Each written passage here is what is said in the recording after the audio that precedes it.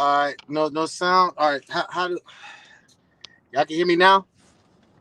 Can you hear me now? Y'all can hear me now? Let me know what's up.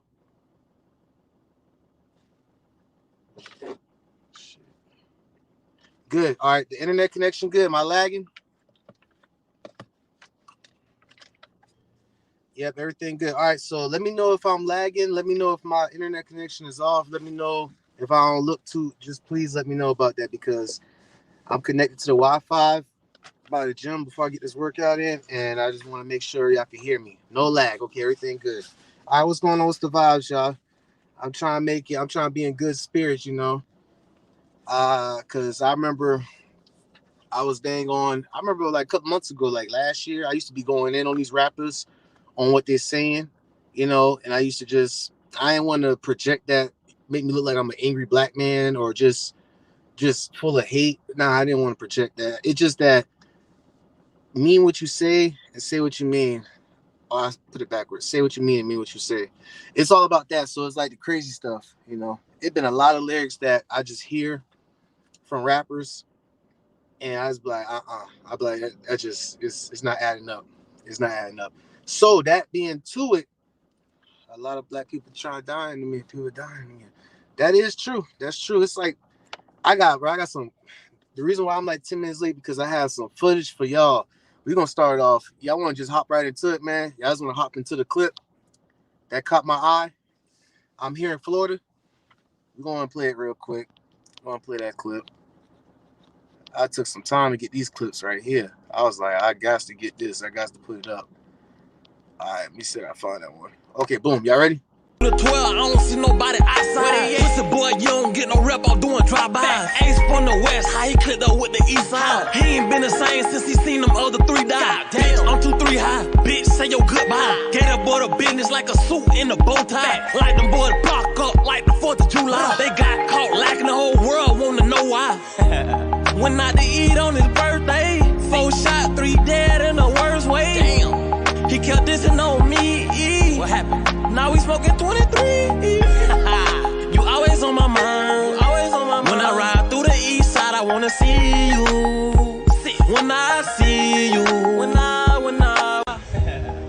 to eat on his birthday. 4 shot, 3 dead in the worst way. Damn. He kept dissing on me. What happened? Now we smoking 23. You always on my mind. Always on my mind. So y'all see that right there, right? Y'all see that, right? Julio, that was response back to Young and Ace. I did a video on Young and Ace when he had made that song called Who I Smoke, you know? And like, yeah, it's just getting like, I don't want to be like the old me. I don't want to be spazzing out, going all crazy and stuff. It is what it is. It's a psychological operation going on, and it's in full effect. And it's like affecting many of our brothers. That is very wild. And the disrespect is at an all-time high. I'm going to show you how disrespectful it is. I'm going to play another clip real quick. It's about to be killing a whole lot of revenge killings. Yep, sad. We're going to show another clip too. And we're going to show you the aftermath of how, you know, when people be marching, or not just the Black Lives Matter, but, you know, just people be marching for justice and everything. We're going to play this clip right here. I'm going to let you see how they really feel about it. That queen made his ass. Poor ass dead nigga. Hey! Bitch, you stupid, boy. You need to chill out, man. Hey, they got his mama walking around. March.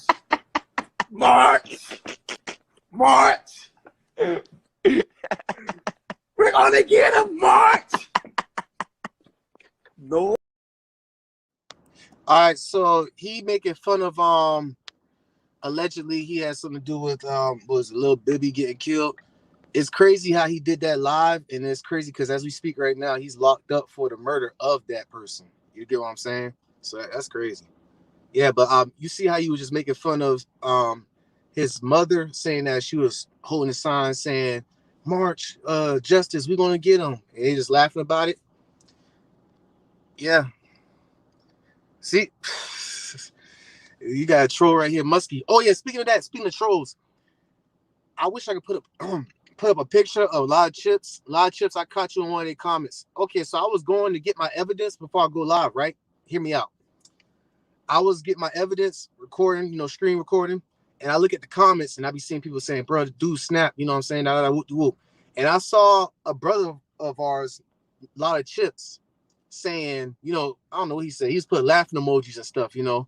And Lotta Chips is up in here right now as we speak. So Lotta Chips been following those platforms, those YouTube people, and he been bumping them songs.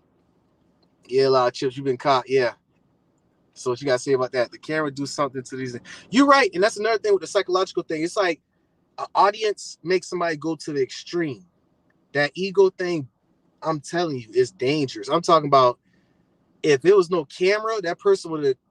Let's say if I got beef with somebody, and it's like I'm gonna hurt them beef, hypothetically speaking. If I catch that person, okay, I'm gonna hurt them. You know, put the pause on whatever.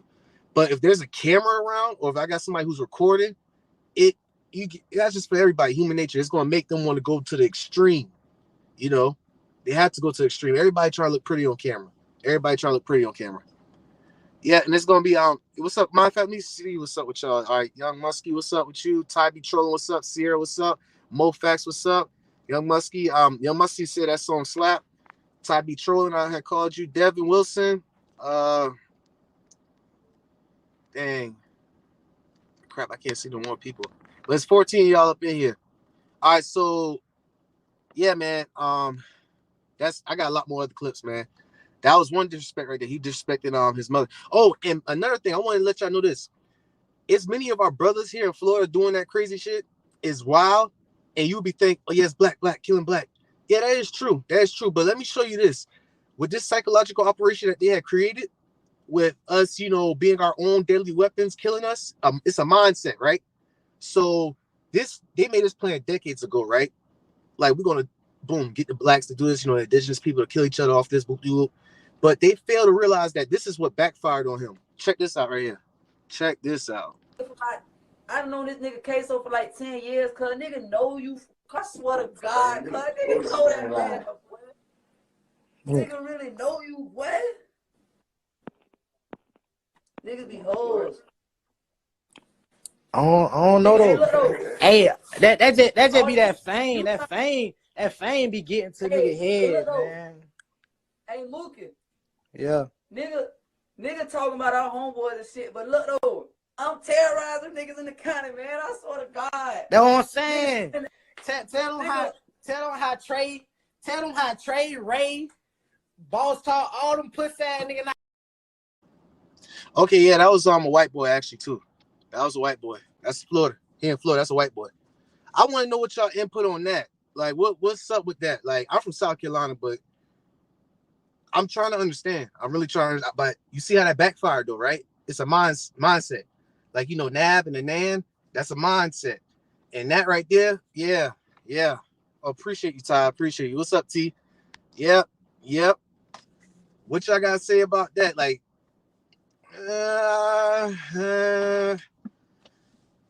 I don't know what to say about that. That's another form of disrespect that I had caught on camera. Oh yeah, Julio been going real crazy. I got something for him. Let me see if I play Julio thing. I forgot. Damn, that shit sad, dog. Them niggas got hit up. Like, 4 niggas hit up, 3 died. Like, that's some movie. That ain't no movie shit, y'all. Like, that's some movie shit, bro. This man head landing H-Loud. And he talking all that shit, talking about nobody never played with him. Boy, your blood brother died, boy. Stop playing out here, boy. Your blood brother died, boy. And you got your ass hit up, boy. Concord dead, boy. I always remember, boy, your mama's son died, boy. Your mama's son died, boy. Stop playing, boy. Cap. I'm a real nigga. It's a catchy song, but them niggas bitches. Now hear me out now. And I'm trying to hear this from the street niggas. Like, I need this not from no fan point of view.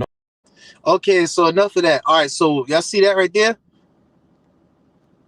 It calls the lowest of their race as well. Yep, it does. You know, They was expecting for it to just be war on us. No, you got outside people looking in. You got some people from different races that grew up in that mindset. You get what I'm saying? And they fail to realize that our culture is very influential from many other races. I was in Seoul. I was in Korea. They got a record store that has specific rap there. They got a place where, you know, strictly American rap. And last time I left Korea, their favorite rapper was ASAP Rocky. They don't even speak English, but they know how to talk English when they rap the ASAP Rocky lyrics. That's equivalent to me liking the BTS members in Korea, you know. And I don't speak Hangul, but that's like me knowing their lyrics to their song.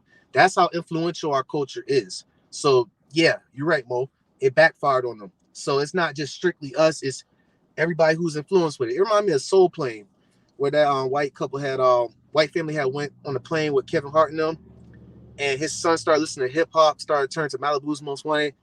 His daughter wanted to be on some Bang Bros type, you know, BBC weird fetish stuff. You know, it's just influential stuff. It's crazy, man. It's real crazy. I'm from Columbus, Georgia. Shit normal out here. Yeah. Yeah. I bet it is, Tommy Tron. Yeah, that's crazy, man. You Columbus, so damn, Columbus, Georgia. How far that is from Augusta? It's Augusta, Georgia, and it's damn, I forgot the other place. I ain't close to Savannah. I know that's like far out from there. All kinds of stuff since you're going these days. Yeah.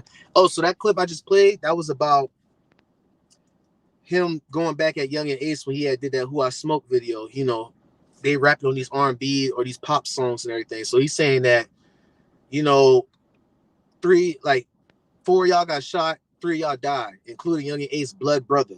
He's saying that his blood brother head was in his lap.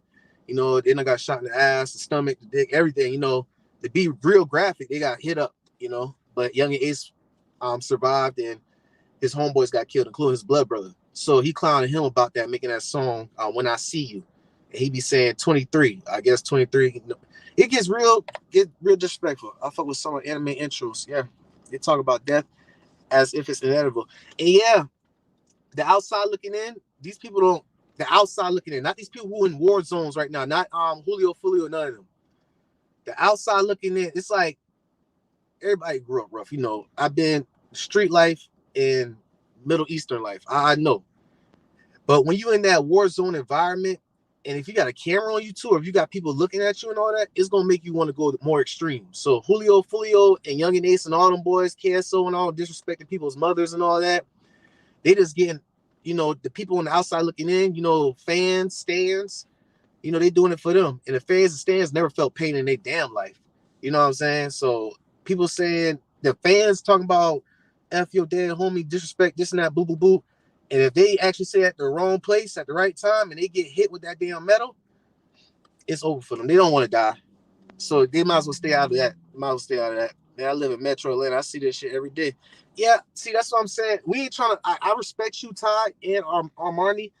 You're right. Like, bro, everybody, I'm pretty much sure most of the people in the comments, y'all see this shit every day. Y'all be through war zones. So we not trying to one up each other on the gangster shit and all that, you know. But I feel you, man. It's real messed up. Real messed up. Like, most of us had been living through this and been through this. Both sides of the damn coin. That shit crazy, man. I'm just looking at it like when the disrespect became a trend and the record label's pushing it, and you got DJ Academics laying behind acting like he don't know what's going on, but he co-signing it, and you got, it's just crazy right there. My social media days would have been over that day. Oh yeah. Misery loves company. Yeah, Misery do love company. I'm about to go ahead and bring some of y'all on real quick, but we're gonna get through some of these little snippets real quick on Julio, and I want y'all to, I'm gonna bring some of y'all on here to talk about it for real. What do you make of this song? Cap. Who you smoke? Meechy, Leaky, Shug, Aquafool, Corbin, Spaz, motherfucking Prosper, Tay, Desi, J5, Dick David, 23, 4 times, 2 times, Ronald, motherfucking Eldritch, motherfucking Lympha, motherfucking, hey, man, Bando, And man, I smoke a lot of dead niggas, man. Them niggas keep me going, man. Real shit, I wake up, them niggas keep me going, man. Man, it's so many of them niggas. Sometimes I swear to God, no funny shit. I be forgetting some of them niggas dead. Corn, and I ain't talking about corn. I'm talking about the other corn. Corn, then corn. I ain't so many dead ass niggas. Keys, you know what I'm saying? Keys. No niggas smoking Keys. Dick Meechie.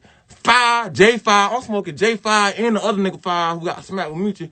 I'm smoking 2 5s. Real shit. So many dead ass niggas, man. Stop telling me, boy. Lowkey right here. Matter of fact, he right here with this nigga at. Lowkey right up there with this nigga. Okay, so y'all see what's going on right there? The biggest threat to black people is black people. Shit, man, people be lying too. Yeah, that's right. People be capping. But that right there, that I looked that up. This is like years of bloodshed. He bringing all them dead homies up, talking about he's smoking on all of them, just to be more disrespectful to Young and Ace, because Young and Ace rubbed him the wrong way when he had did that Who I Smoke. Young and Ace is signed to a record label, and last time I checked, I think it was like 3.5 million views on him dissing, his homies and stuff. And this is a sacrifice at the end of the day, this is entertainment. I mean, yeah, Young and Ace got shot in his ass and everything, and it's war within our people, but they're getting paid for it. It's like Gladiator back in the Roman time. It's like, okay, boom, I lost my blood brother. Whoop-de-whoop. I've been in the street stuff, this war stuff and everything. I'm getting my money and everything. Might as well, it's just like when you in too deep, you in too deep. That's why you might as well get the hell up out the streets, man. Hey, how you doing? How you doing, hell? But I had dropped the link up in there for real, and like it's just the songs and like drill music. I mean, it originated from Chicago with the Diss and the Dead and everything, but it's come to the point where the psychological analysis behind this is like it's getting real deep. To be honest, these people just doing this just to go ahead and be shown like they want attention, and this is kind of similar. To the females that went in your high school and everything, right? The girls who was in your high school, they used to dress a certain way to get attention and all that. It's no different. It's the same psychological analysis right there. It's like, oh yeah, Say Cheese too. Say Cheese, that's a brother who owns Say Cheese platform. He posted that. That's how I found out about this. He posted that where Julio was laying, on the dang backs of his dead homies and everything, disrespecting them. But Say Cheese had put it and talk about new music video from Julio dissing the dead, like a news media outlet, like like on some, it's out there.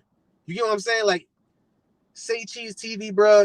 I forgot his real name, but dog, in DJ Academics, you learn your lesson from the war in Chirac. But Say Cheese, that's a dangerous game you playing. I know you're running a business, but that is a dangerous game you playing right there. Like they really upping the score just to be on your damn Instagram page and your website. You get what I'm saying? Like, and we come to the point where I remember I talked to him a couple of lives ago. I said that brothers would be so scared to talk to a girl. I said that, the scary people who got gangster, they'd be so scared to talk to a girl that they will catch a murder case before they talk to a girl. They act all tough. Like, I had show y'all a clip where they be fighting on one of their homeboys and stuff to impress a girl.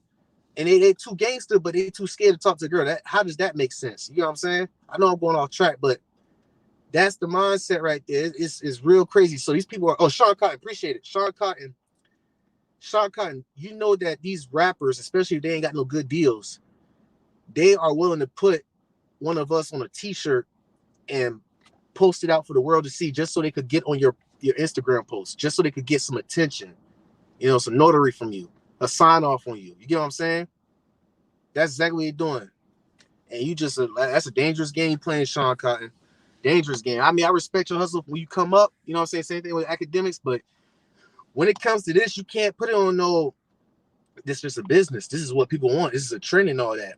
Like that light that you shedding on it, I'm not telling you what to do, but I'm just saying, like, put it this way. I'm in the streets and they done killed one of my homeboys, and my op, he done damn signed a record label, and he's on the radio and everything, and he's actually doing interviews on Off the Porch and Vlad interviews and shit, and just dissing my damn homie and shit. And then I look on Instagram and I go on Sean Cotton Instagram page and I see you fucking co-signing him rapping about my damn homie. You get what I'm saying?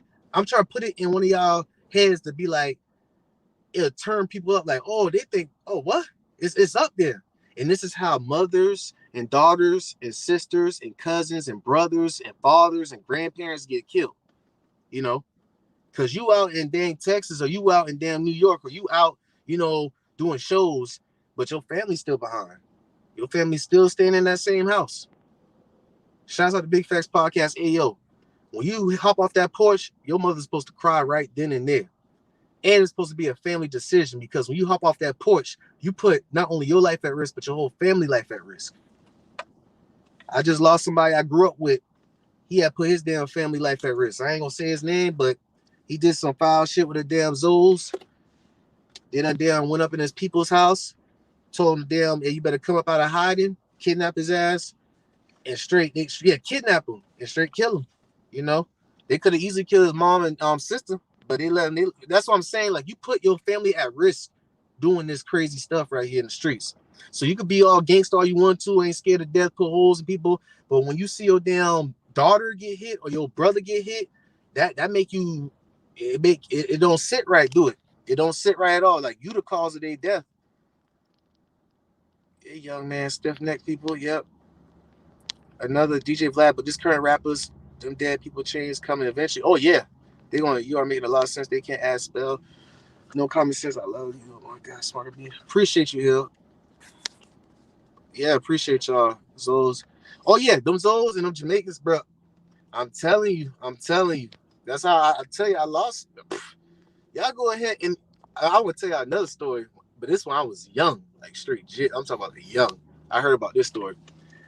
It was this older guy I had not looked up to, but this older guy I knew when I was real young, like about 11 years old, 10 years old. But I heard a story that this person, at least in South Carolina, but he took a trip to here in Florida. And he was a cokehead, and I think he smoked crack also too. So he done met up with the Zoes over here in Florida and did a deal with them, you know, smoke all the drugs that they got from them, but then pay them back. And long story short, they had abducted his ass here in Florida. And call his people up here in South Carolina. When I was in South Carolina, they call his peoples up and be like, you got 48 hours to go ahead and give us our money with the whoop, or we gonna cut his head off, you know, that type of stuff, you know, the long way.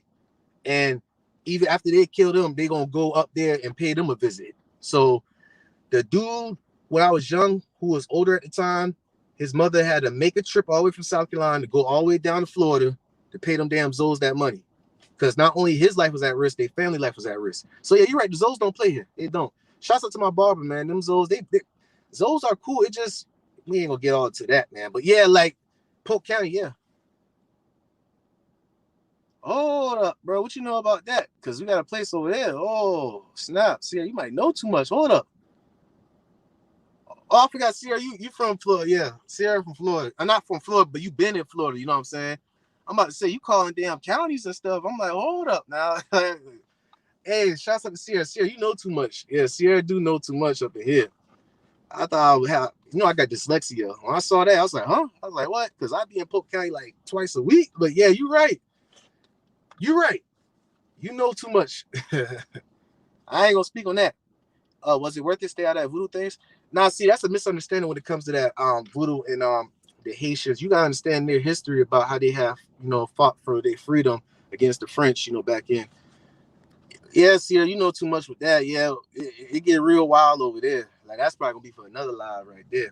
I know I'm going all over the place, but I know I just told all types of stories and everything, but I'm trying to make people who come to see this live or who are on live right now to understand how real this gets with that ego stuff. So it's like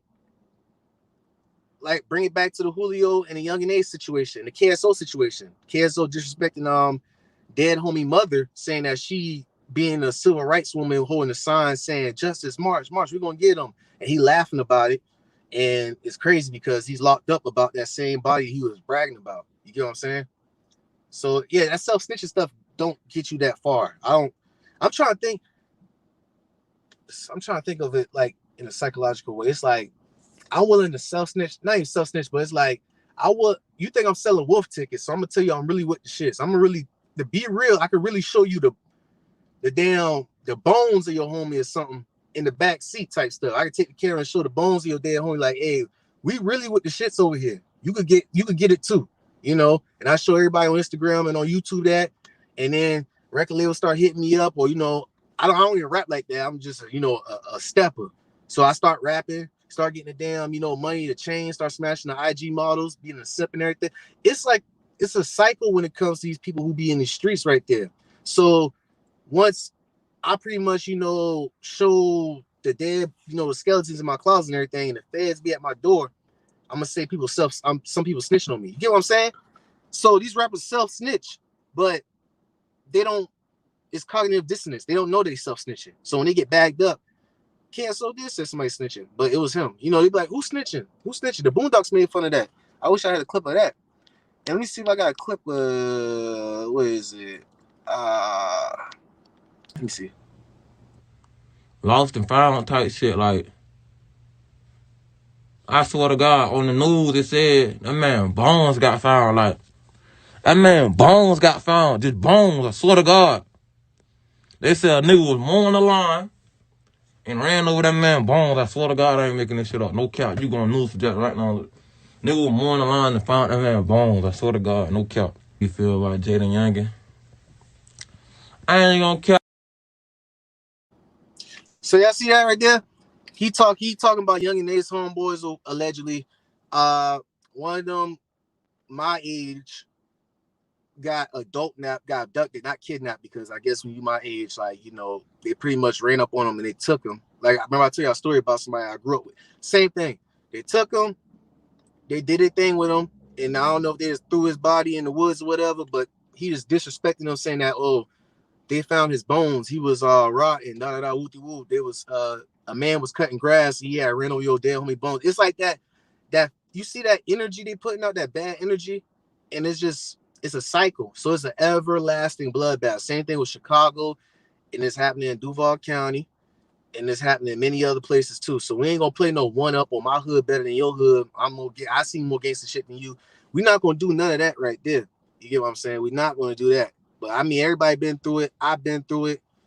And it's crazy because I bit the street side and the damn military side. So it, like, to be honest, we privileged gangsters over here. As these Julio Fulio, straight privileged gangsters. I ain't gonna lie, privileged gangsters. We ain't talking about the cartel. We talk about like Middle Eastern, like compared to those Afghanistan people or Saudi Arabia. Yeah, we privileged gangsters over here. We not even gonna get. I'm not trying to one up. I'm just saying, like, those people, no phone, no camera. They trying to put you on that big screen. They trying to put a green suit in that big screen TV. I'm talking about that big screen TV where different restaurants and retail thrift stores, people be seeing you like a movie theater. They ain't talking about no damn Instagram on your phone. But anyways, let me read the comments. I almost cried when I saw that one young girl beating the heck out of that poor child, acting a straight fool with her child. Oh, see, yeah. I got two different things about that real quick. Hill. Ms. Nat Turner has sent me that on Instagram, and I saw it on AyoNation because I did timestamps on it. I saw it, right? And so two different perspectives on it. The lady who sent it to me was like, they had handled it. They had, as soon as the baby got hurt or whatever, they all fought and won. Brothers and sisters fought and won. But I understand it. But I look at it like this, like, that child gonna be forever traumatized because that child got stepped on with that fight, like that altercation right there. And one thing I'm not okay with is, why is a mother causing animosity on a man or any type of person with a child in your hand like that? Like, the way I grew up, it's like you assume that you'll put your kids to the side, you know what I'm saying, or get your kids out of that thing, and then handle that business. But that's one thing I just didn't agree with. You got your child in your hand and you got the other child, and you try to put hands on dude, and dude swung on you, right? And do step on your child. So now your child is forever traumatized off of that. And now your child gonna be the same rappers, Julio Fulio. They're gonna turn to Julio Fulio, disrespecting brothers and sisters of theirs and everything, all because of those little incidents that you did, and you didn't realize that it was an issue towards your child. You see what I'm talking about? Because there's a lot of shit I've been traumatized when I was young, and like, it been little incidents, but to the adult it might be a little incident, but to the child it's a big incident, and I messed the whole child up. So yeah, I get what you're saying on both sides. Start building for the ground up. Facts, wicked cycle. We are the copy trying to be killed. trying to be like us. You know, the cop be trying to be like us. Yeah, that's another thing. See, I agree with you on that right there. Like, come on, I get it. You know, we all stand together as a community, and we handle business together as a community. I respect that. But when a child is in, I just don't like when I see a nab. Shouts out to Ayo Big Facts Podcast. A nab either gonna hold their baby when they done cause an altercation with somebody. Not for that video. I'm just talking about for other videos. There's another video I saw where this girl was talking trash on social media, and then the girls pulled up, and then she been talking more trash, you know, threatening them, and then the girls got close to her, and then she gonna pick her child up. You know what I'm saying? Like, I got my child, you're not gonna do nothing. And what do these sick people do?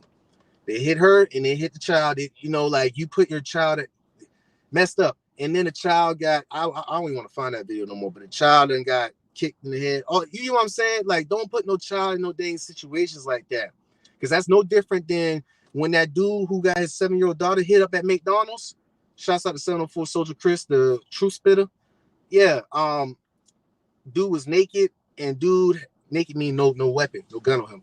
Dude had did some dirt over there on that side, done brought his 7-year-old daughter. And Ayo said this, the only time dudes be seeing their daughters is when they in some beef, because they like, I got my child, please spare me type stuff. I got my, like, and what kills me is that I see these rappers, even Kodak Black, all them, this is what crazy. 21 Savage, Offset, all them do. They be talking that raw gangster shit, okay, cool, whoop-de-whoop. But when something happened to one of them, they like, man, that dude got kids, man. Man, I got kids, man, all that. It's like, nigga, shut the fuck. You ain't care about your goddamn kids in the first place, man. God, dog, bro. It's like, you think about kids, you think about the religion, you think about God, whatever religion you think about all that when you about to go do some time in prison, or when you got some holes inside you, some metals. You get what I'm saying? So that's another thing. People, like, most of them ain't really seen no near-death experience or been in some pressure like that where it's like, I could really die. You know, I've seen people. That's another story. I've been telling you about that story with that dude from Chicago, like Fugazi. But anyways, they don't know what's up until, like, when they on that near-death situation right there. It's over for them. Like, you know, they're going to start crying. They're going to be like, God, please help me. Like, I don't want to die. I got kids. I promise I'll do right. You know, the whole 9 yards. You know, the whole primal scream crap. That bullshit. Like, oh, bro. Like, go ahead and die with dignity, man. You over here. You done committed 6 murders and stuff. You over here. Like, come on, stop that, bro. Yeah, True Spitter. Yeah, shouts out to him. He be giving it raw and uncut. We all matter. Yeah, we do all matter. We do.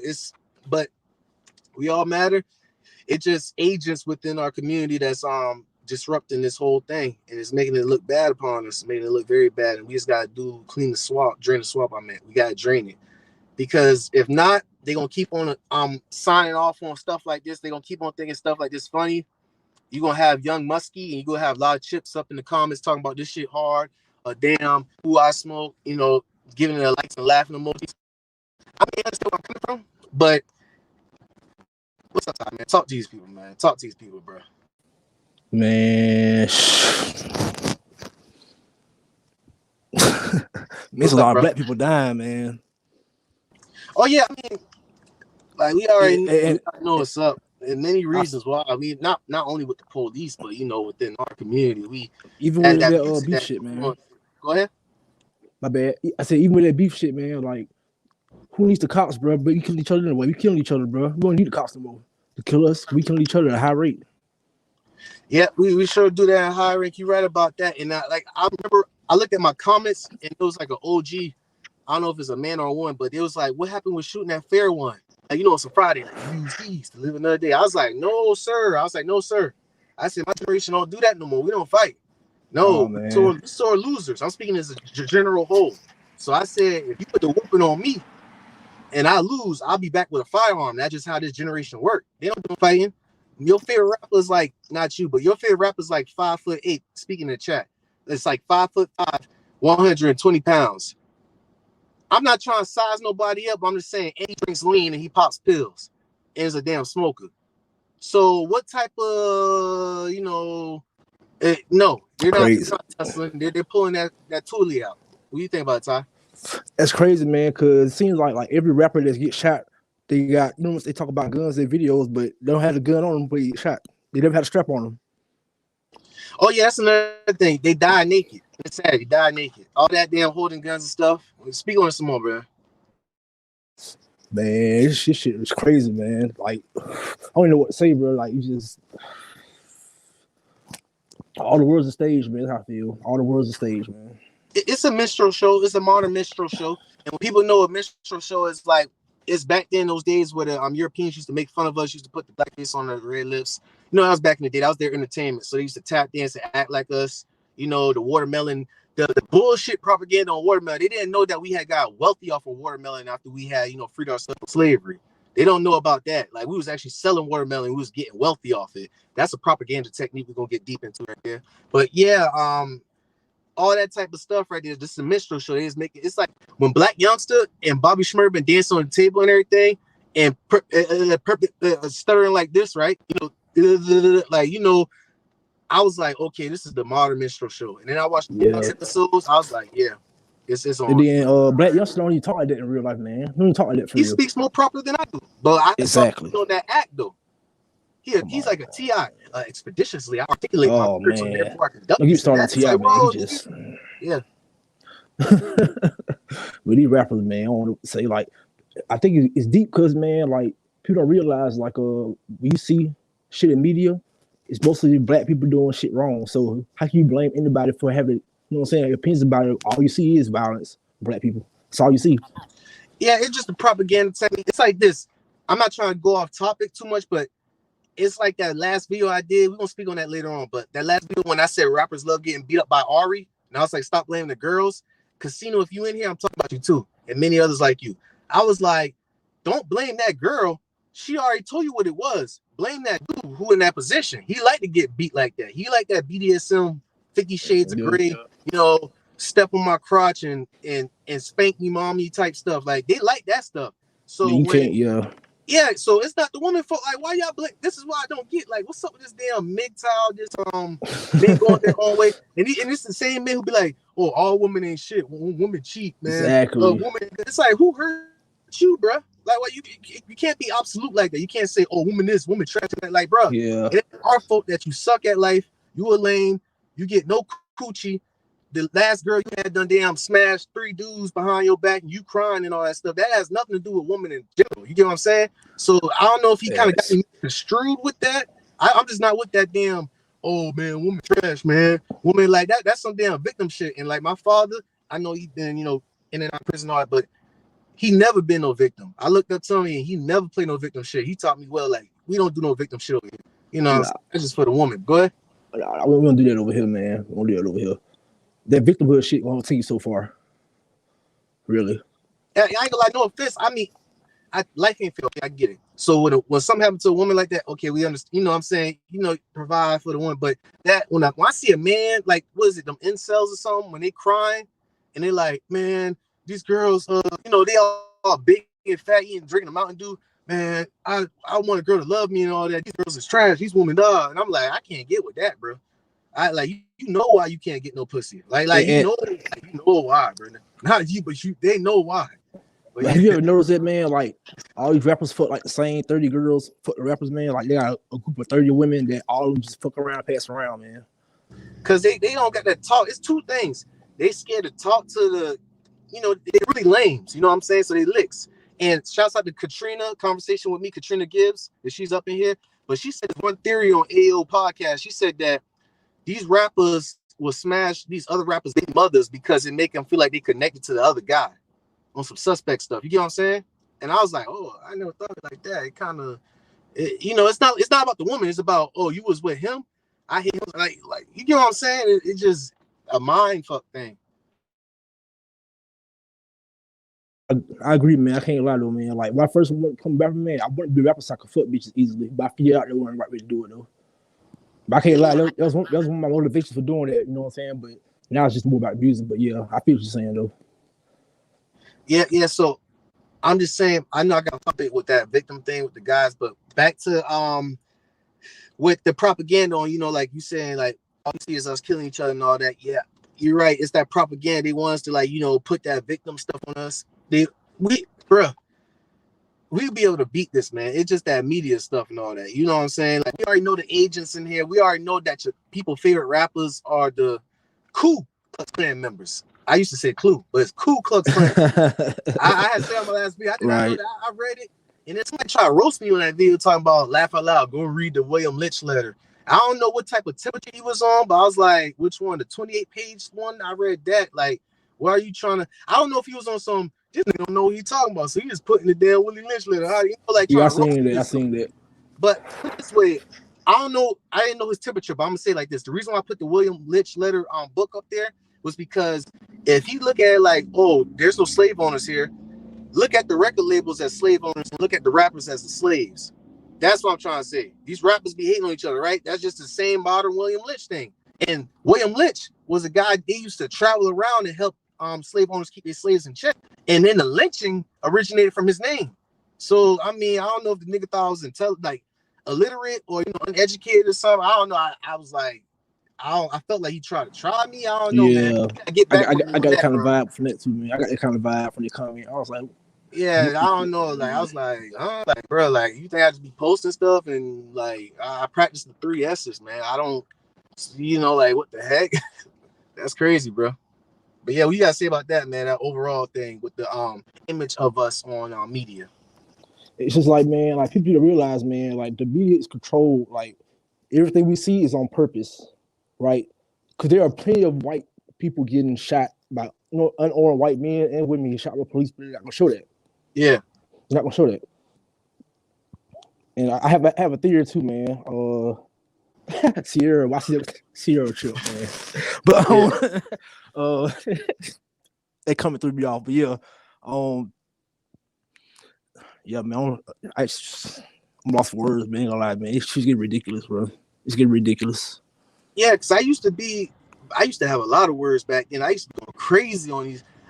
If y'all go back in my collage, I deleted like most of them though, because I look like an angry black man, but I still got it, like a little good bit of videos where I used to just hear what rappers say, and I used to be like, oh, so LPB Pootie, you said on your lyrics, you said, fuck your baby mom, I hope you have a dead baby, right? You know, and Jack Boy, or you said, give no fucks, we killing children, right? Oh, you know what I'm saying? Stuff like that, and it's like, do y'all not hear this? Like, you like what? Like, y'all like this? But when y'all see a child get killed, you know, like, man, y'all gotta stop the violence, bro. Y'all gotta stop, man. No, this is fake bloggers and stuff. Right there, man, it's my pet peeve, bro. That's my pet peeve. Like, okay, you might kill a nigga for wearing the wrong colors, might step in your shoe, fucking baby mama, but a cop kills a black person. You know nothing about this shit, man. What are Bloods and the Crips and GDs? Where you at? Why are the Bloods and Crips starting when this shit happened, man? You had that. We already, it's been exposed. It's been flipped on his head. Back then, those gangs, you know, the Black Panther Party, even those the Crips, Bloods, and all that, they used to defend the neighborhoods and all that. That was back then. Now it's, like I said, human nature. You know, that it's an ego thing. Like, put it this way, real quick before I move on. I started a gang, right? I remember this movie called OG Bobby Johnson. I think that's what it was. I'm gonna do that movie right there. Put it this way. Men's Society. No, not Men's Society. OG Bobby Johnson. It was brother. I do something about. Okay. Yeah. Yeah. So put it this way. Boom. This guy wanted to be in a gang. He was in a gang, right? So he committed a murder, right? And one of his homeboys was like the leader of the gang. So yeah, do this, man. We're gonna get you in the gang. He commit that murder, and they had, you know, blessed him. They initiated him and everything, and cops bagged him up, right? And he ain't told, so he did time for that murder, right? So that guy, the leader of that gang member, or the gang, had you know, paid for his canteen or whatever, you know, years passed by. Check this out. So the leader of that gang ended up smashing dude baby mother and getting her strung out on crack, right? So he was flipping her, tricking her, right? And then his son, he get his son to damn break inside people's cars to take their radios back in the day, right? He did to the point where his son got shot in the back by an off-duty police officer, right? You know what I'm saying? All this happened while that guy was in prison. And then when he got out of prison, the gang leader of that gang had damn near made his own son shoot him in the damn face. You know what I'm saying? Y'all know what movie I'm talking about. So what I'm trying to say is that certain gangs are for one or two people personal agendas. You know what I'm saying? they take advantage, like 48 laws of power. It's like, oh, you gang, you gonna ride for us, you gonna die for us, we gonna treat you right, this and that. But overall, it's all for one or a small group of people, personal gains. That's what I'm trying to say. My bad, I'm long one. Go ahead. South Central, that's what the movie was. South Central. Damn. Go ahead, Mo. My bad. Oh no, I just want to chime in and say that these are death cults. And what you just spoke to about before is their cult. The gang leaders are cult leaders, Okay, you know, and they get these people to follow them. You know what I'm saying, about an ideology, a flag, or whatever else. You know what I'm saying, which humans in nature by nature are going to be organized. I mean, because we organize in families, and that's why when you have the family dissolved or not there, it's human nature to want to be part of a pack or a group. I mean, if you break down the Jungle Book, even in that book, he was thought to be, you know what I'm saying, part of the animal family. And he lived by the code of the animals and, you know, carried himself like an animal. So what you have now is, and this is nothing new, you hear these old heads talking about, I'm 40, so I got to, you know saying, disclose that, but you hear these old heads talking about shooting a fair one and why can't they just squab it out or whatever like that. But when we were coming up, Biggie Smalls in 93 was talking about shit done changed. You know what I'm saying? He said, wasn't no scrapping, we about back busting Mac 10s. You know what I'm saying? So even then, that was, you know what I'm saying, what's that, 27 years ago? Yeah. So I mean, this culture, we gotta think we had this mentality baked into our culture for damn near 30 years of just shooting, no code, no honor system, nothing, none of that. And that's why I'm a big proponent of organized crime in our community. You know what I'm saying? A lot of people will say, oh, crime is gonna happen, vice is gonna happen. That's just human nature as well.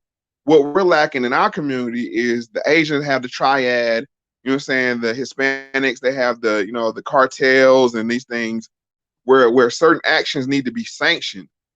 You know, and now in our community, there is no hierarchy, there is no structure, which there's no father. So there can't be any hierarchy or structure or any respect for the, I'm saying, a patriarchal system. So I'm saying if you're gonna be in a gang or if you're gonna be you're saying the gangster mentality, our community definitely needs to have organized crime. And I know people may say that may sound counterproductive, but at least things will be done in order. And I'll wrap up on this. If you ever seen the movie Godfather, it begins with, I think the guy was a baker and he's going into the Godfather and these guys had like basically raped his daughter. And the cops didn't do anything about it. And he went to the Godfather and asked for them to take care of it for him. Because like the cops didn't take care of it for us, you know, so they had the mafia that they would go to and take care of these things for them. That's why nothing ever gets done in our community, because we don't have that infrastructure in place to protect us when outside groups harm us. So I mean, I'll turn it back over, but I just want to make those points. I'm so glad you spoke about that because you're right. I said this. I really told, I don't know what I'm talking about, but I was like, organized crime. I was like, it's crazy because name a time where mafia was knocking people left and right on the newspaper, Chicago, you know, New York, all over, right? But name a time where they hit a child. You know what I'm saying? I'm not saying they haven't, you know, hit a child, but what I was trying to get to was saying that it was so organized. It was not no, oh, I shot the car up and I accidentally hit your daughter type stuff. This was strategically organized, like how you were saying. That's what we lack in. We look up to them, but we don't want to do in the work. You know what I'm saying? Like Tony Montana, the movies, or Pablo Escobar, or you get what I'm saying, the whole 9 yards, Godfather. But yeah, thanks, Mo. Go ahead. I'm going to talk. You got to say on that. Shoot, I mean, Mo pretty much hit on the head, man. Like, what I do want to say is, isn't that the reason why the Crips were founded? Like, for like a neighborhood watch thing where, you know what I'm saying, police our own people? Speak on that more. Yeah, it's been infiltrated. I don't know the whole story about that, but I know it's something along those lines. But maybe Mo can speak to that, but I really don't know. But I'm gonna say this, like, I mean, look, I ain't never been in no gang. I'm saying I'm a straight laced dude, you know what I'm saying? But I think that's a fallacy, and the reason why I say that, if you watch Grim D video, he was saying that was made up after the fact. You know what I'm saying? Them boys out there getting it. You know what I'm saying? So I'm gonna lean to him and his you know what I'm saying, him being a subject matter expert on the subject, and it's saying, yeah, it's like this. If you got the pack, or if you're saying you got the block locked down, you're gonna buy chicken for everybody. If Shorty needs some shoes, you're gonna break them off, get him some shoes, you know, make sure grandma, you know what I'm saying, ain't gonna get harmed walking down the street. But these are not social organizations either. You know what I'm saying? So they're not like fraternities or things like that where, you know what I'm saying, their sole purpose is, you know, or allegedly their sole purpose is positivity. You know, it's like, okay, they kind of want to, and I'm gonna say I might be speaking out of my league, but they want to counterbalance the negativity they bring with some positivity.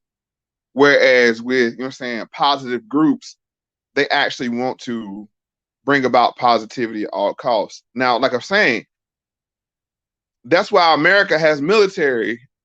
You look, Grump, you know this. America understands that it has a certain segment of their society that wants to kill and wants to be warriors. So that's why they have a military to say, you know what, that segment of society, we'll send them out, we'll let them fight our wars for them. If they're valiant and they uphold the system, when they come back home, we'll take care of them. We'll provide them with, you know what I'm saying, GI Bill and buy them a home. I mean, set up off how the old Roman and Roman army used to be. When you came back home from the Roman army, you didn't have to pay for anything. All this stuff was provided for you because you was a soldier. And that's why it's kind of reason why I'm like, you can't throw away our soldiers at the same time. You know, we need them to keep the young ones in line. I mean, everybody not going to go to MIT and Harvard and Yale, but that doesn't mean they can't be a productive member of our society. But what we want to do is throw them away. We throw them away, and then we mad at them because they don't have any compassion. You know what I'm saying? Nobody ever showed them compassion. So you wonder why they run around senseless murdering. You know, I mean, we had to look at this thing in the full, you know what I'm saying, the full perspective. And everybody's not going to be straight-laced. Everybody's not going to be, you know what I'm saying, a good citizen, but everybody has a role to play in our group. I agree. Yeah, that's what I realized when I used to make them videos. I used to be going ham too much because I did came from the streets too, but it made me take a step back and I look at it like, that's why I'm not like the old me. I used to be getting like real rage mode off this stuff, like what the heck? But now it's like, come on, like we really gotta really try to attack the problem. Like, you know, look at it from both lenses right here. They're misguided, you know. Julio, pretty sure he ain't had a father in his life, and even if he did, his father wasn't, you know, a good role model. It's all this type of stuff that creates a savage that what we're seeing right now. I'm talking about having people laying on people's graves and talking about they smoking on their dang young brother. So you're right. I mean, we're not trying to say throw them away or nothing. No. Go ahead. It's we have to channel that energy in the appropriate way. And the reason why I'm saying that, if you look at the United States military, look at like gangs, right? And I don't want to offend anybody that was in the army or the military, but all right, so allegedly, you know what I'm saying, Osama bin Laden banged on our block, right? They came over here, they dropped 2 buildings. What do? As a country said, oh, we got to get some get back. And anybody you was cool with. It was like not only not only Afghanistan, Iraq, you gonna get yours. And while we over here, let me go ahead and hit Syria up. You know what I'm saying? That's how they look at it. It's like, so you got to couple that. It's like the mentality of America is ultimate get back. If you touch one of ours, we're gonna get 10 of y'all's. That's why when we move in this world outside of the country of America, people have a certain respect for you if you say you're an American. They don't mess with you because they understand that comes with, oh, you banging the, you know what I'm saying, you banging the red, white, and blue flag. Oh, I can't touch you like that. Because if something happens, you know what I'm saying, if something happens, it's gonna be repercussions. Even if, like, okay, like when them boys went to China, was stealing in, you know what I'm saying, in the malls, Trump was like, nah, it ain't gonna happen. When ASAP Rocky went over to, I forget what country he went over to, and got hemmed up. When we come through, like, nah, you gotta let our boy go. When America say that, you know what I'm saying, countries listen. So it's the same mentality But the thing is, we lack the structure that this country called America, or this company called America has. Facts. You right, Mo. The BattleDon, what's going on with you, my brother? What's up? What's up? Hey, yo, man, y'all really getting it in right now. I just had to step in when I heard the brother speaking about the organized crime, and I want to give 3 examples from different countries. Yeah. So the first one is Japan. So literally had sit across from a police officer. He's passed now. Uh, my girlfriend at the time translated. I asked him about the crime, and I didn't see police patrolling. They had little kiosks there just sit up. This in the mega city, man. It's like bigger than New York City, and police ain't just riding. Okay, so I asked him like, how does this work? He said it's the organized crime. It's the yakuza. They know who got the guns. You ain't got a gun unless you interacting. So then the next country, Australia. As soon as I touched down, a few weeks after I touched down, it was a shooting at a school. Now check this out now. This was Greek organized crime. So they got the different nationalities in Australia. They were saying, how could this dude hit this man at the school with the kids? They was making the same argument. These are Greek people. These are European people. So it's like, okay, you see, when you're dealing with organized crime, you're going to have those people that push the line. And so those things will still happen, even if we organize in this country, as brother Moe Factz said, still going to be those issues. Now, could it be? Does it need organization? Yes, I do think so. So the third country is in Spain. So I'm peeping out how. Well, no, we can use the Dominican Republic since a lot of brothers might be passport brothers. Yeah. So if you go to Dominican Republic, you probably heard of Sosua in the north. That's the red light district, and you see how it goes. Now that's organized crime. Now you don't see no gangsters. You don't see those Dominican dudes sitting around posted up like obviously they on some gang stuff. It ain't like that. But that's what keeps it safe for those women, because those women still got to be protected as they do their job. They got to be place for guys that's just maybe on some serial killer type stuff. Not to just get a plane ticket, go over there and start killing them women. Okay, that's a part of their economy, the tourism. Everybody knows what's happening. So it's like, it's a saying that and I'm not trying to be funny against these people, but I'm just saying, I just want you to see how deep this is. There was a saying about the Dominican Republic that when it was formed or created, you had a Catholic Church. So you got the how Catholicism was used to oppress people. We all know about that. The Christian empire, just like the Muslims had theirs, they were rivals. So you had that. You had either a mine or a plantation with the sugar cane. I'm not sure, one of those two. And then a bordello, a whorehouse. So that's been part of the economy from the foundation of the nation. So look how deep organized crime it could be right there when, you know what I'm saying, man, it gets so deep. So, but that's all, man. I just had to drop that.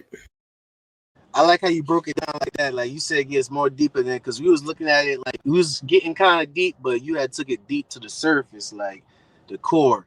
And that is true. That red light district and everything, that was like many years. And that's organized crime right there. Red light district.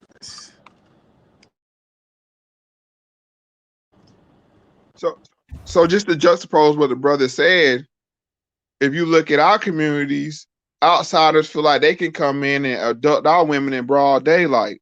We've seen these videos. Yes. You see what I'm saying? You know, abduct our children. You know, we sell our children into human trafficking and things of that nature. So until we value ourselves, nobody else gonna value us. And I mean that's the long and short of it. And when I see these young boys, to be honest with you, some of them are not redeemable. I mean, we had to keep that 100 too.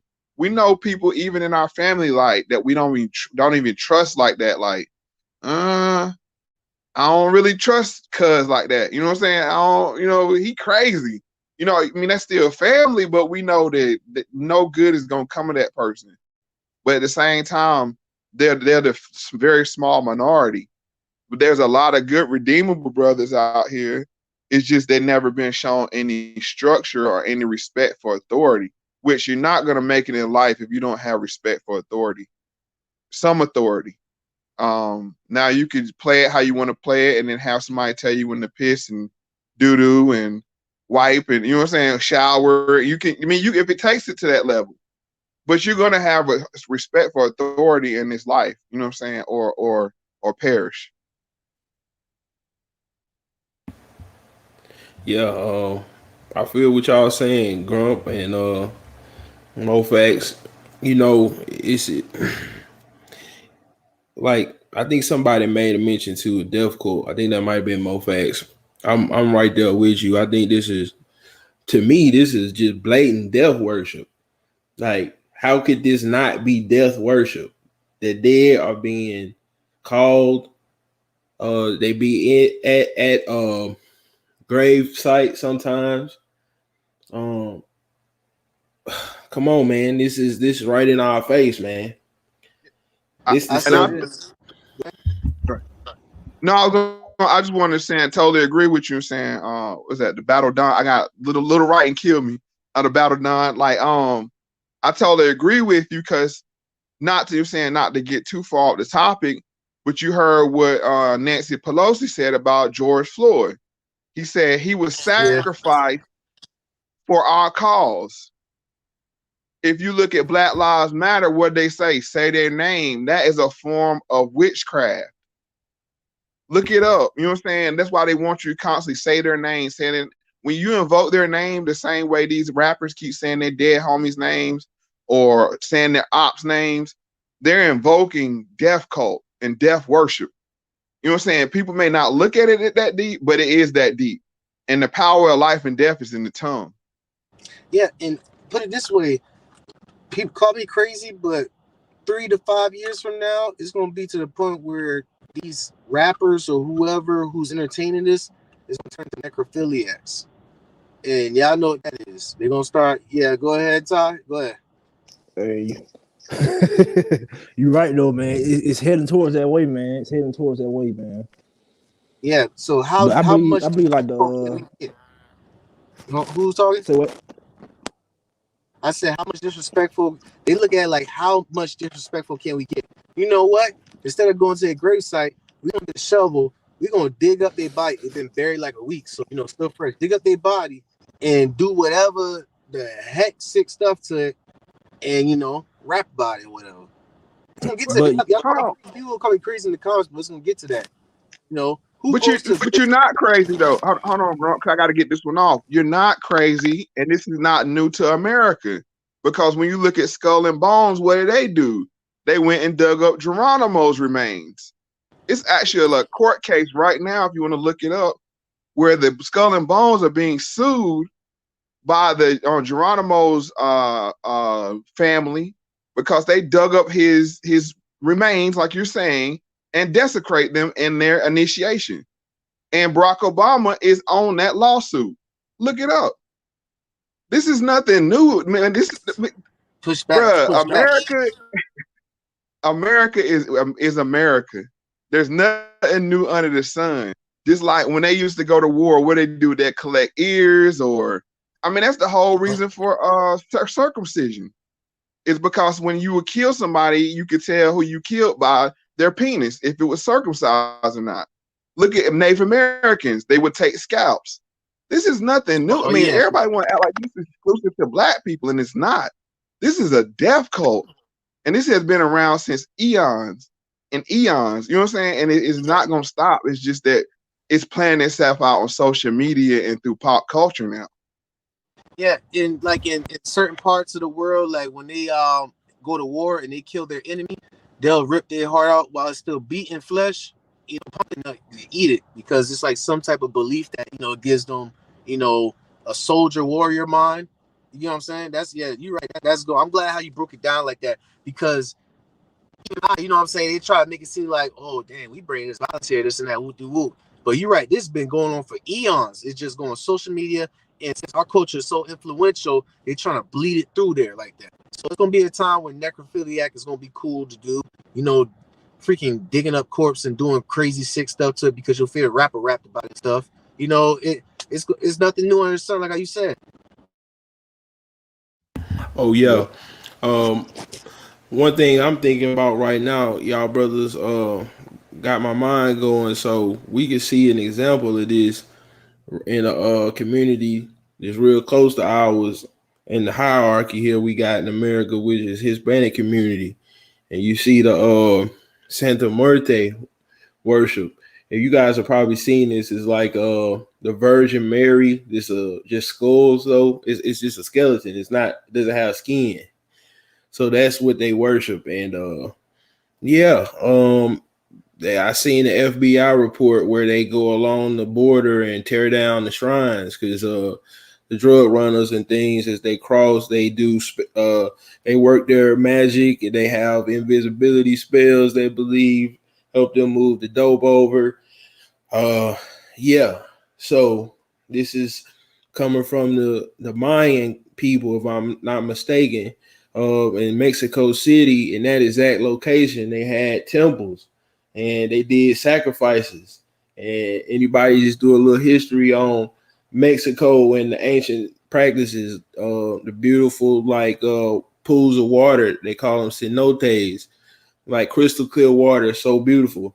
And it's nothing to see skeletons at the bottom, because they would have rituals where girls would sacrifice themselves and they would drown themselves on purpose. And so you can find they skeletons at the bottom of these joints to this day. Some on tourist places, Whew, yeah. Dang. That's fact. What? Damn, that's some research right there you got, Don. And this rapper T, I hope you tell the truth about that. He said Isaiah Banks, Kanye West's future fiance, digged up her dead cat. And she was sacrificing chickens in her closet. And she said that. What? Oh, keep going, bring it out. No, if you go look, everything I say, you can go look up. Yeah, I saw the video. She did a video where she was sacrificing chickens in her closet. And now you said Kanye West, I think you said future baby mama. When she said that, she said, I carry the seed of the demon. And when our DNA get together, you know what I'm saying, it's gonna bring about, like, I forget, I'll look it up exactly what she said, but she referred to her as carrying the seed of the demon. Bro, I'm trying to tell you, this shit is so deep, bro. Everybody think it's just on surface level ignorance. It's spirits that roam about this world, you know what I'm saying, that possess these people on real talk. Holy man, that's crazy right there. All right, so Ty, what you gotta say about that real quick before I let Sierra speak? Like he said, man, and it's a new under the sun. Like, if you think about Christianity, I mean, they have human sacrifice in that too. Human sacrifice, you know what I'm saying, stuff like that. I mean, that's new. With many other back in the days, I just think that's how it is overall. You know, it's history on it. You're right. Sierra, what you guys say about this that's going on? No, I mean, y'all speaking facts. I mean, especially what Don was saying about, we are in a spiritual war right now. So it's important that we pay attention to our surroundings with everything that's going on. So y'all speaking facts. Spiritual war. And I want to get more into that spiritual war. Like, Don and Moe, y'all been hitting it on the head. Like y'all done told me some stuff. I'm taking notes with Isaiah Banks, and that's crazy right there. And Obama with the digging skulls and stuff. I did Right. not Well, know. Yeah. Azalea Banks, she was practicing Palo, which is another branch of Santeria, which is what Don was speaking on. See, I don't. Yeah. What Um. the hell?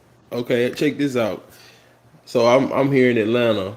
There's a park not far from where I live, and so in this park, it's an old creek Indian place, and it's a waterfall that comes out of a cave. So that already got significance in religions that worship nature.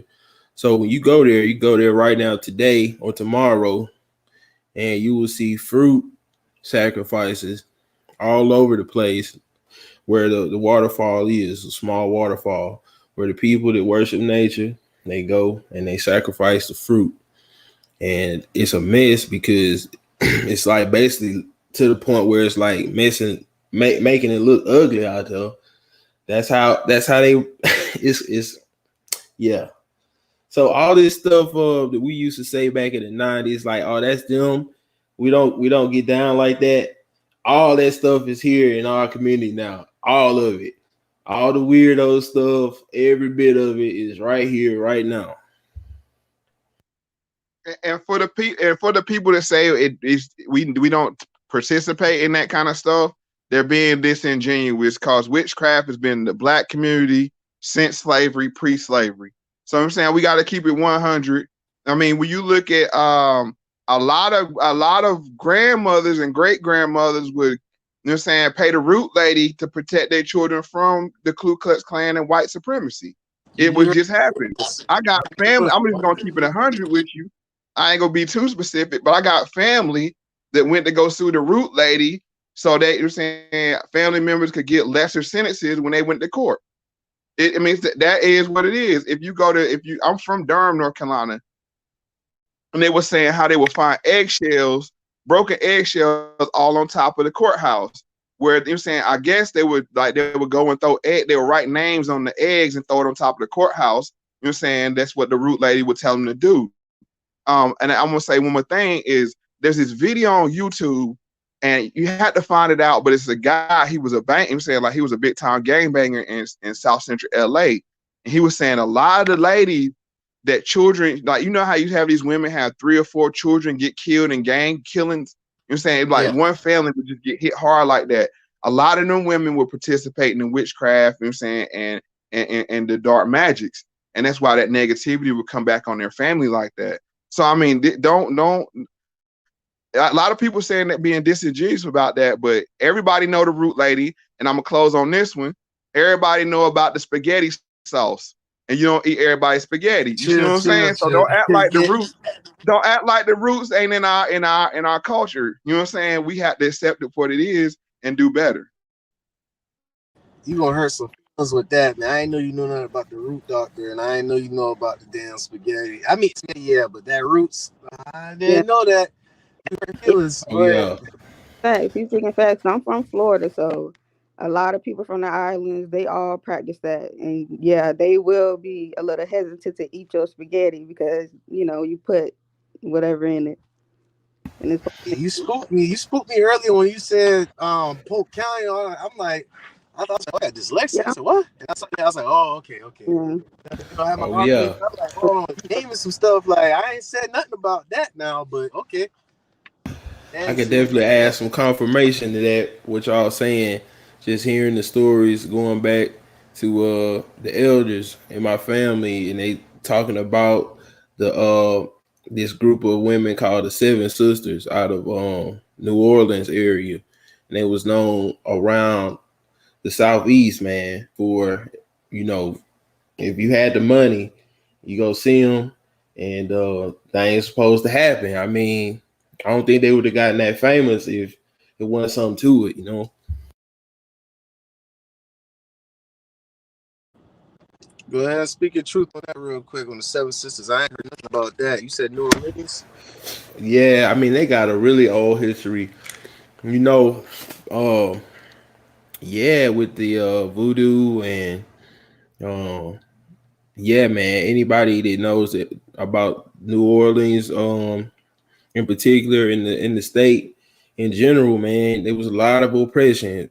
Like them in Mississippi, that's pretty much the worst ones in the country for a while. And so, yeah, they some of them brothers developed some strong medicine, as they say. Can, To can I keep it all the way a buck? And I know a lot of people might get upset with this, but go back and watch the movie Belly. Go back and watch the movie Belly again. Belly open up. Go Belly, ahead. the whole movie was about casting a spell. When it opens up, the DMX character is sitting in a pentagram burning money. You see what I'm saying? That movie, because that's from my era, that movie cast a significant spell on a lot of young people through what Hype Williams did with the, the imagery, and it was a lot of a witchcraft undertone in that movie and overtone, because you remember the lady that went and killed Maddox. That was witchcraft based down in the island. I did not know. Yeah. Yeah, go back and watch the opening credits from Belly again. It's a little boy burning money sitting in a pentagram. That's how the movie opened. That's supposed to be DMX character as a child. So basically saying he was cursed in that movie. Like a child sacrifice. Yeah. Mm.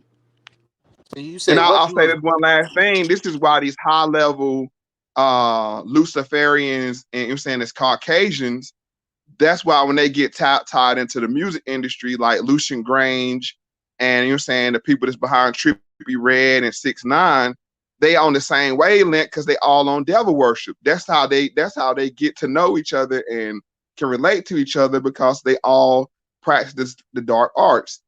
And that's why you see, it pop up in their videos like it did with 6ix9ine and Trippie Redd, because those people are already on that time. They're like, oh, well, these young apprentices are with it, so let's go ahead and tap them in. Yeah, the regular was what they're doing with that, but that Belly movie, the director on it, the low contrast, I didn't know the in the beginning when that was crazy right there. Damn. Wow. And that lady, I knew something was very, spirits on her, because she jumped from that 2-story floor at high heels, I think? Or no, she jumped on his back. That's what it was.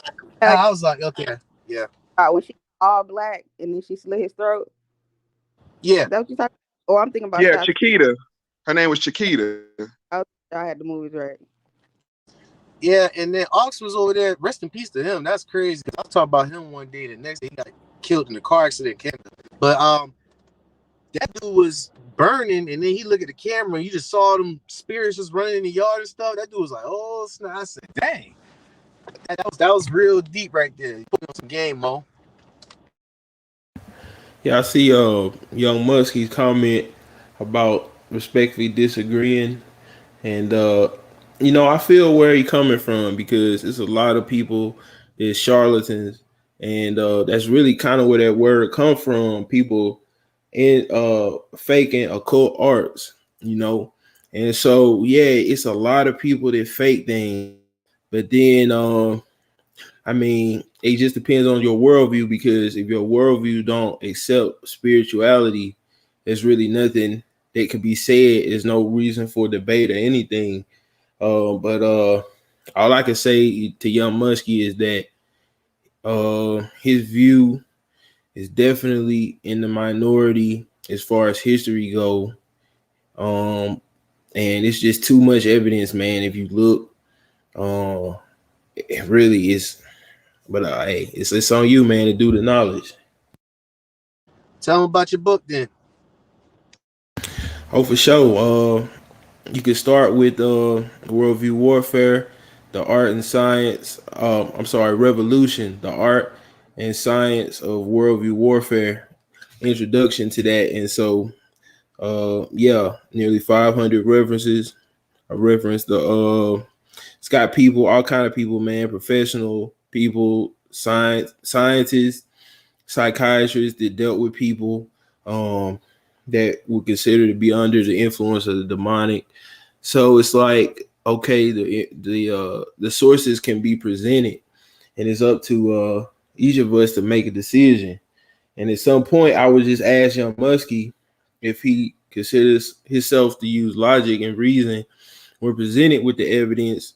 We have to make a decision no matter what. You know, if we hold to a position just because out of emotion, then that would not be logical. You're right. You're right. And I still with your book. I'm telling you, it's like a work in progress with that. It's like I can't get fast read Don book. Like, oh man, I, like you know what? I what? just caught Don's voice. I didn't realize that was Don. Okay. So Yeah. so So Yep. so okay. So reason why I say that is so when I say sigils, you know exactly what I'm talking about. A sigil is basically nowadays, a lot of people don't realize these memes are sigils for witchcraft. Memes are so powerful in our society right now. It's that when you see certain pictures or certain images in these GIFs or GIFs or however you want to pronounce it, they communicate something that's on a subconscious level. And like I know Muskie, you're saying young Muskie thinks it's bull crap, but bro, this is I'm not saying what we believe. I'm saying what the people that run this world believe in. This is what they believe in. So you can't poo-poo it. I mean, they pick certain dates and certain times, color codes, all these different things to summon, you know what I'm saying, certain energies. So it's not like we're sitting around here just like, you know what I'm saying, plucking facts out of the air. They are very big on, you know, capturing the energy in, like I said, social media, memes. I mean, that's why right now we're not going to fight. The next world war is not going to be a kinetic war. We're in it right now. It's an information war. It's yeah. all about shaping people's minds. And if you can't look at the fruit of his labor. That's why we're right here right now having this conversation, because the internet, social media has warped these children's minds to think that it's a video game. But in honestly, we saw this with the movie Clockers over 30 years ago when you had the little boy on the bike. You were saying it was a video game. He was running around the project shooting people in the movie. You know what I'm saying? So you think this is bruh, all this is predictive programming on to the hilt. And you know what I'm saying? And we're the tech. I always say this on my show. They start with black people. Black people are the beta test for anything. They run it on us, and if it's successful, then they turn around and say, okay, now we can run the mass production of it. We can go full release, and you see it bleed over into their communities. What's up, Sierra? I just got a quick question. Because they're using the energy, the forces, for evil, obviously. I think that if we were to get connected to our spirituality, to our history, we'll be able to reverse that and use it to our benefit. But we don't understand it. Okay, I feel where you coming from, Sierra. My view on that is basically for the collective, it's gonna go the way it's gonna go. Um, the Romans, they never thought that Rome would be defeated. The Egyptians, they never thought Egypt would fall. We are no different than any of those people groups. They had their time, and it was a wrap when it was a wrap. But what you can do is redeem the time in your own family by having a family, by building, by having people around you that love you and you pour into them and y'all build each other up, you know? So I think I know where Sierra coming from, and me and her done had discussions before, conversations before on previous lives. And let me make sure I understand before I'm understood. That what you're saying is that we throw the baby out with the bathwater with spirituality, because we say anything to spirituality we say is of the devil. Is that what you're saying? Yeah, that's exactly what I'm saying. I mean, Don hit it on the head too, as far as, just focusing on your community, your immediate family. That's correct. But yeah, you get my point. Exactly what I'm saying. Because where there's good, there's evil. Where there's evil, there's good. So there has to be some kind of balance, and maybe we're just losing the war. And as my man Unplug him say, he got, I'm saying, pretty popular YouTube channel. I'm saying my OG. What he say? He said the devil is not he's a copycatter. He's a counterfeiter.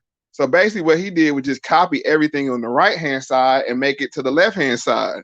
So people get frustrated when you hear people talk about chakras, third eye, things like that. People that are believers get frustrated with that because like, oh, that's of the devil. That's of the devil. Well, I'm sure God created something called chakras. Now, if you think you could tap into it and get to nirvana without going, I'm saying whatever, now that might be a problem. But acknowledging that we have these spiritual devices in our, I'm saying, in our body, that's kind of ignorant to negate that. So we, like I said, we need to have a very nuanced conversation and try to understand what the other side is coming for before we can be understood, and just stop saying everything's the devil. That's spiritual. Because we are spiritual beings, and to be honest with you, we are spirits. We're just walking around here in flesh spacesuits, which we call a body. You know what I'm saying? Right now, my spirit is speaking with y'all spirits. So yeah, I mean, I get what you're saying, Sierra, and it is a lot of nuance there. We got to be careful not to write people off as just being of the devil because they want to understand spirituality a little bit more. Yeah, man, Sierra's question was deeper than I thought it was because, yeah, that is a whole nother level to it, and it's like, you know, uh, the Christian church, the true church in this country, man, it's been a lot of people, it's been a lot of infiltration, it's been a lot of weak leaders, man. You know, because a lot of foolishness that take place, the leadership, they were strong, they could snap it out, and you know, there is still strong brothers that don't put up with people stealing folks' money and don't put up with dudes sashaying all around the church and that foolishness. You know, they out there. But it's just those times where this is warfare. So it's gonna seem like it ain't nothing really real. It's gonna seem like everything is corrupted. That's the whole point of warfare, is to break your morale, you know. So yeah, it's not all is lost. There's still some people that have integrity, you know. They exist, they out there. But the fools, they get the shine because that's the system, that's the world system. If they gave the people the shine that really was handling their business, it would be more people handling their business instead of more people doing what the fools do. And it's funny you use the word shine because if people understood what glamour was, glamour in itself is witchcraft. The term is linked with makeup and celebrity. Glamour is actually like casting a spell on somebody and saying in a way. So like I said, a lot of these terms we use so loosely. Yeah, I mean, you get deep now.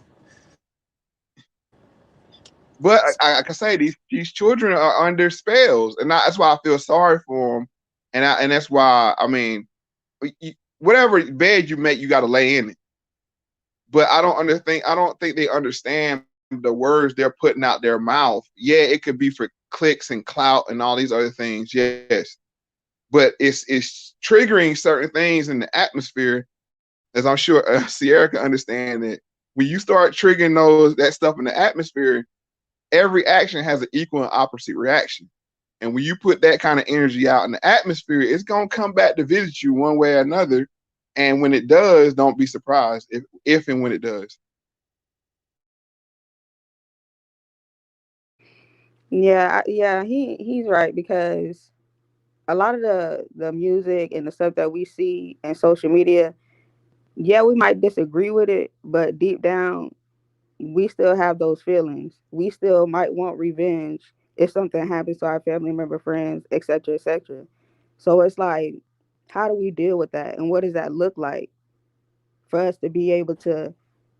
I think y'all were speaking on it earlier when y'all were talking about organized crime. What would that look like for us?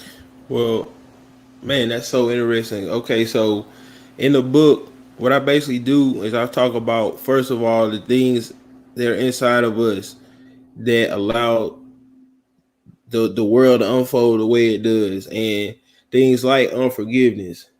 Those are issues that predators, if you are a psychic predator, you're gonna look for those kind of things in your victim. The same way people look for stereotypical pimp that sit at the bus station looking for the runaway girl. He know who as soon as she step off the bus, the way she looking around, he already know, okay, I'm gonna just let her get situated a little bit, then I'm gonna go over here and start talking to her. No, she ain't thought ahead 5 minutes. She don't know what's going on in the city, ain't got nobody's phone number, nothing. He already ready.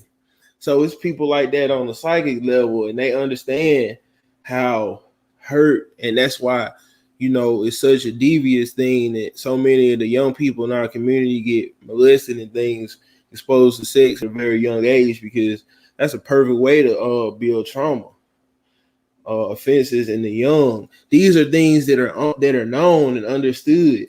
I'm telling you, Sierra, people write books about this kind of stuff. They know what they doing. And so on that level, it's war. And so what we have to do is equip ourselves with understanding, and what I refer to like as a psychological education, where there's only so much you can do now, but we all know at the end of the day, the decision is ours. If we don't have forgiveness in our heart, we know it. If we're going to act on it, we know what happens to people that act out with violence. We already know. So at the end of the day, we can't blame this people, that people. It's just us. But yeah, it's real now. The war is real, but we complicit in it. None of us are innocent, except the babies, the truly innocent. And to be honest with you, the babies ain't even innocent.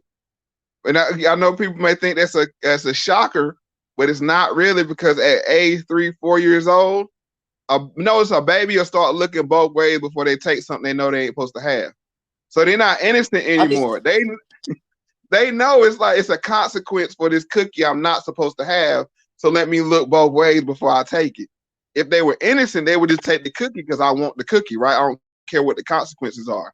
But what they're doing is they're making a calculation to say, is this worth getting caught? You know what I'm saying? And getting in trouble? Or is it a better time to take this cookie later on? So I understand. I'm not being facetious now, but I understand where you're coming from. But one thing you hear in the black church, and I think they got it right, is when they talk about spiritual warfare, you know what I'm saying, fighting in the spirit. But this is not the organized church. You don't hear a lot of this in the organized churches. These are more the independent churches. And it's some real validity to that, because when they say binding it up in the spirit and that kind of thing, that's taking control of your flesh. And that's the main thing we wrestle with, is our flesh. And as Don was saying, demons know and prey on the flesh. That's why you hear the like with Ayo, he always talk about the NAB and how rappers get caught up in the rap trap with these strippers and these Instagram models. These Instagram models are succubi. That's the plural for succubus. They know how to get your seed from you. That's their job, to know how to steal your spirits through sexual means and manipulate you and control you. This is all real. You can say, like, how can a guy that was able to build, a $100 million empire, get caught up with 5-6 baby mamas, because them women that he running across are succubi, and they are skilled in their craft. Whether it's performing fellatio, or, as you want to say it, their angles. Look, Ari, makeup, beating their face. Look, beating their face. That is a skill. That is a craft. They can make themselves look like anything that you want them to look like. And they know how to don't ever underestimate these young girls, because they have been groomed in these arts, of manipulation and sexual, sexual manipulation, for lack of a better word, to say, I know how to get this dude. I know what they like. I'm saying, when they take them pictures, they don't even realize it's geometry. They can't tell you, what I'm saying, what a right angle is, you know what I'm saying? But they know if I shoot my ass at this angle with the camera at this angle, I'm gonna get them likes because it's gonna poke out just right. And that goes to show you that the level is, they have a high understanding without understanding that they really, you know what I'm saying, of their knowledge that they're tapping into. So, okay, two things I'm gonna say. Young Muskie, you just said as a man thinking, so is he repeating, listening to any audio recording will have noticeable effects on mind, even the voices of your peers. This is the virtue of solitude. Okay, if you know that, Young Muskie, then why the hell I saw you and Lotta Chips under damn Julio Folios when I see you remix talking about pissing on grave and all that, and y'all putting laughing emojis on there. I'm calling y'all out. You an educated brother, but you know what I'm saying? So we gonna get on that right there. You know, this is not church right here. Yes, preach it. And then I caught y'all last under their comments, man. I think Lotta Chips, I made Lotta Chips slide when I had exposed about it. It's all good, brother. And another thing I want to say is I'm still saying that I like your channel, but this guy looks at the Matrix, what? And Breath Syria, that guy is false. He'll been going at it real hard against you since you joined. I mean, y'all quiet, Syria. You want to say something? Anybody say something? Oh yeah, I just wanted to comment on what Mo was talking about as far as them being succubus, and that is true. Some women, men too, will try to sleep with someone or have sexual relations with someone just to get their energy. Not doing it, purposely, but subconsciously they feel that power and they're like, I just want to get in there. Let me get a piece of that. And in turn, that does cause a lot of issues in our community because we're lacking sexual discipline. Damn. Yeah. One of the things I think about when you got, as y'all been discussing this, is like just sex magic in general, how we all pretty much been exposed to it in different ways. If anybody's heard of the Kama Sutra, coming out of India, that's sex magic. Okay, they do that for religious purposes. That's not just having fun in the bedroom. That's where it comes from. The different poses represent a different god. Like their gods, they sculpt with their hands. They look like people. Well, when you're in a certain position, you giving praise to that god. So over here, it's just one YouTube brother. It's kind of like a black man, I should say.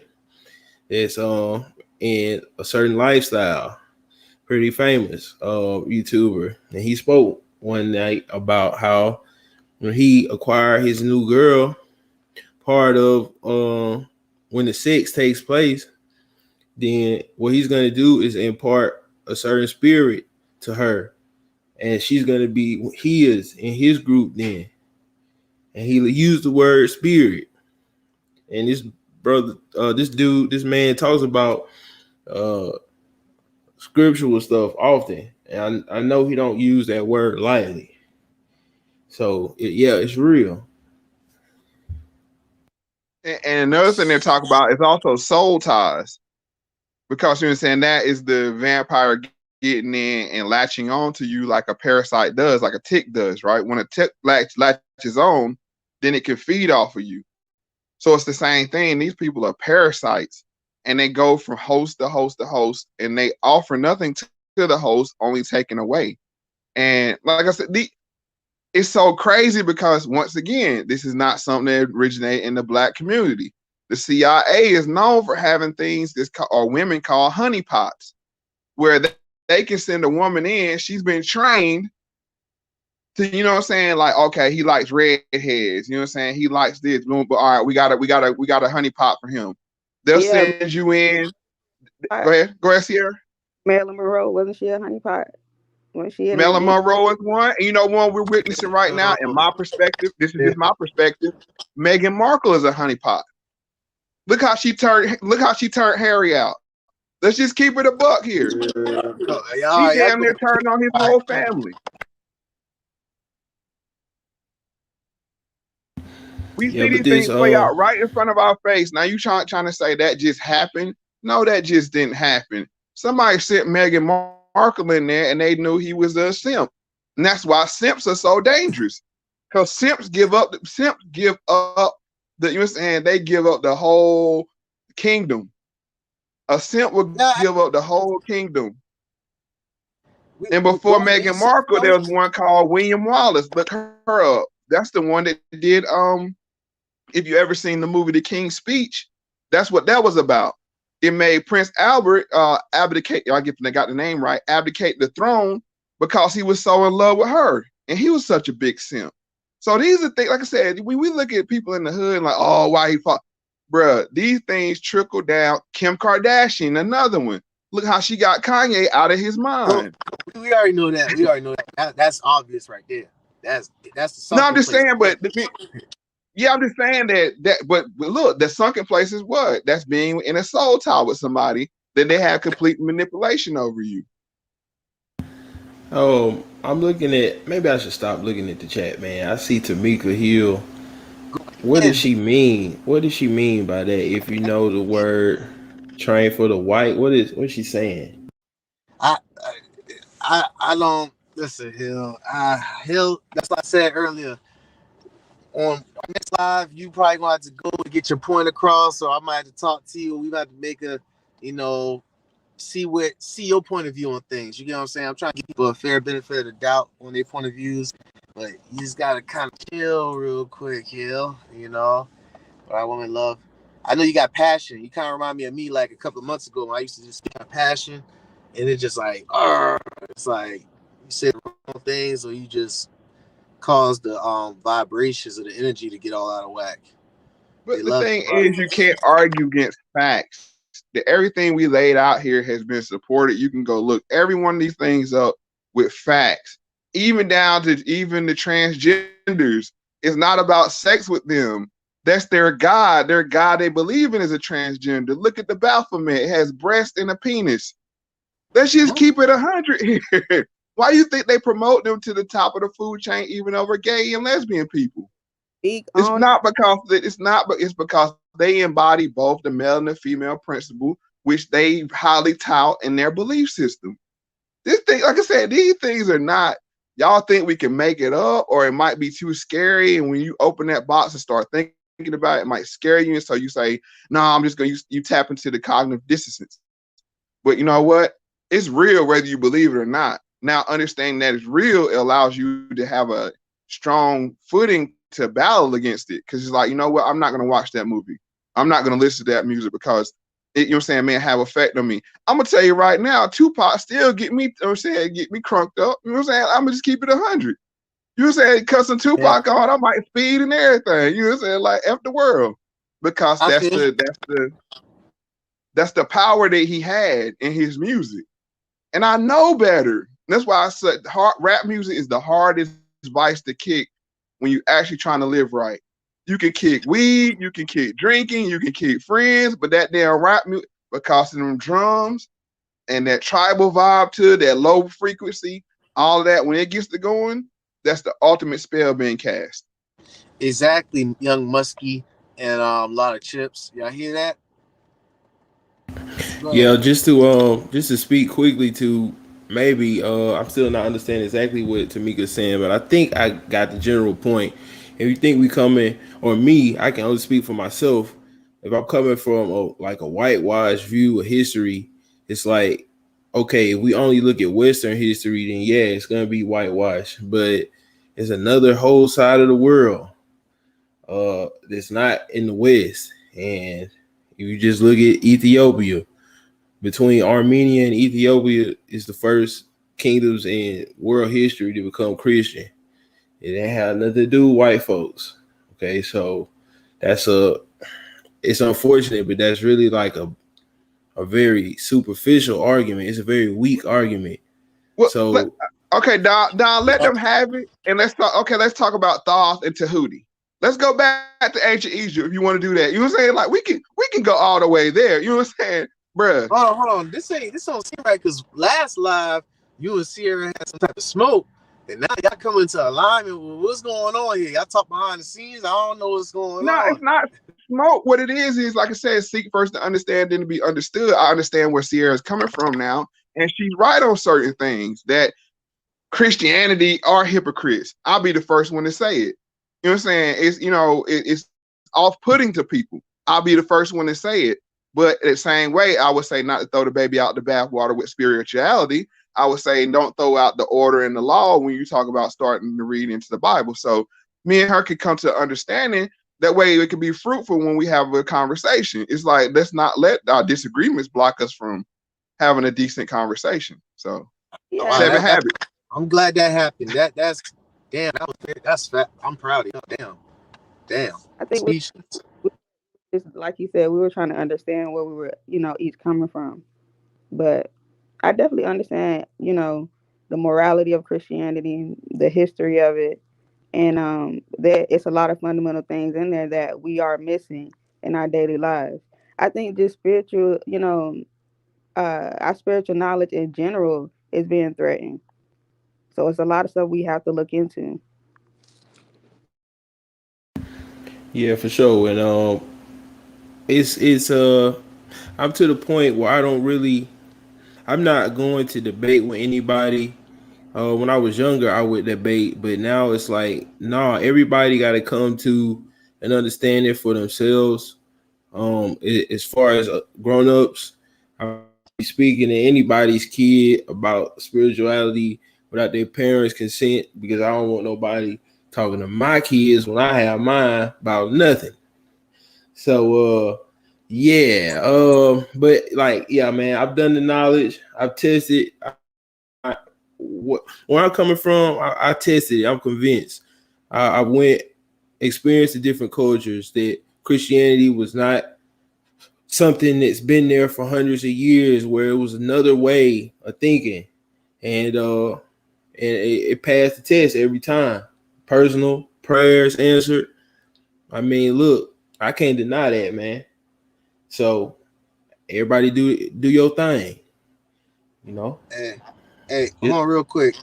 Muskie is, I think he feels some type of way because I had called him out earlier, but he said F equals MA. One of y'all quoted Isaac Newton. You better know what the fuck this mean, or we can't even talk. What you mean? Force equals mass time acceleration? I mean, of course. I mean, what you mean? Oh shit! Yeah, I think he's talking about you, Mo. Oh shit! What you mean? See what happens when you try people like that. That's what remind me of that William Lynch letter thing that somebody tried. I ain't gonna get into that, but I felt like you, Mo. You right. I felt like you with that. It's like I don't know if they think. I don't know, man. I just the energy. You see what I'm talking about? Don and Sierra. Yeah, man. I gotta stay out of these comments, but no. But let me ask you this question though. When if the entity that we talking about don't have mass, but it still has force? Because demons don't have mass, spirits don't have mass, but they definitely have force. You see what I'm saying? Like, bruh, come on now. Don't see that. But that's why he won't click on that link, because he know. Yeah, exactly. You know. This is what it boils down to. If I keep dropping the damn link periodically, and it's like it's easy to be on your phone, jacking off the handshake or whatever, and you come into these lives, but when that camera, you gotta click that link and show your face and all that, it's a whole different ball game. You know what I'm saying? But go ahead, speak. And like I said, that's not to denigrate the brother. I'm sure he coming from, you're saying from a good place. But like I said, it can get scary out here when you start. The only person we should be arguing with is ourselves at the end of the day. You know what I'm saying? We so out of order with. I'm speaking for myself here. We wrestle against the flesh, our own flesh, because everything that we wrestle against is pleasing to the flesh. Gossiping, that's your tongue. Lying, that's your tongue made of flesh. Listening to gossip, that's your ears. Listening to negative music, that's your ears. Overeating, that's your flesh, taste buds. You see what I'm saying? Everything we wrestled against is in flesh. And if we could get our own flesh under control, you're doing a great job. You know what I'm saying? Don't worry about everybody else. And that's one of the things I think me and Sierra agree upon is a lot of times Christians want to put stuff off on other people and they ain't got their house in order. Only thing I could do is come here and tell people what worked for me. It might work for you. Try it out. If it don't, you know what I'm saying, so be it. I'm not going to browbeat anybody into believing anything that I believe, because I haven't walked in their shoes and they haven't walked in mine. You know You understand? So I can't tell you it's going to work for you 100%. But what I can tell you is go away from negativity, flee away from negativity. You know what I'm saying? Because the devil do what? He seeks to kill, steal, and destroy. And notice, everything in your life is killing you, stealing something from you, or destroying you. Masturbation is stealing your seed away from you, stealing your energy away from you, your life force away from you. You know what I'm saying? Bullshit, you know what I'm saying? Bullshit that you spend your time on is robbing you of your time. You know what I'm saying? Like, if you had to look at these things, you gotta say, is this robbing me of something? Is this stealing something from me? Is this trying to destroy me? If it is, then it's of the devil. Now you do with that with what you will. I'm just trying to understand where young Muskie is coming from when he was talking about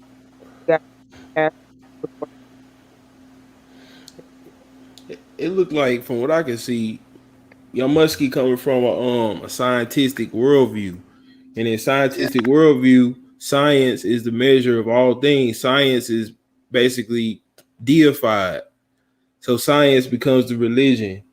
If you can't measure it, if you can't put it under a microscope, it's not real. That is a worldview come about in the really popularized during the French Revolution. So there were people that he's trolling. My bad. Go ahead, finish, Don. There were people that understood how to create worldview weapons, and that's one of them that they created because they understood about the spiritual realities. But they created a worldview because they needed it for a particular reason. It was going to be the Industrial Revolution. And so, you would have, in a sense, proof of the miracle. If you could look at scientism like a magical worldview, because at a certain point, numbers breaks down. Mathematics shows us this, but I ain't going to go there right now. Go there. Please go there. Well, okay, I got a couple examples in my book. Like I show graphically with geometry in certain ways how mathematics shows us about impossibility in the physical world. There's certain things you can only do in the mathematical world. You cannot bring them into the physical world. So it's like saying even mathematics laughs at us as humans. It shows us we're limited. And so I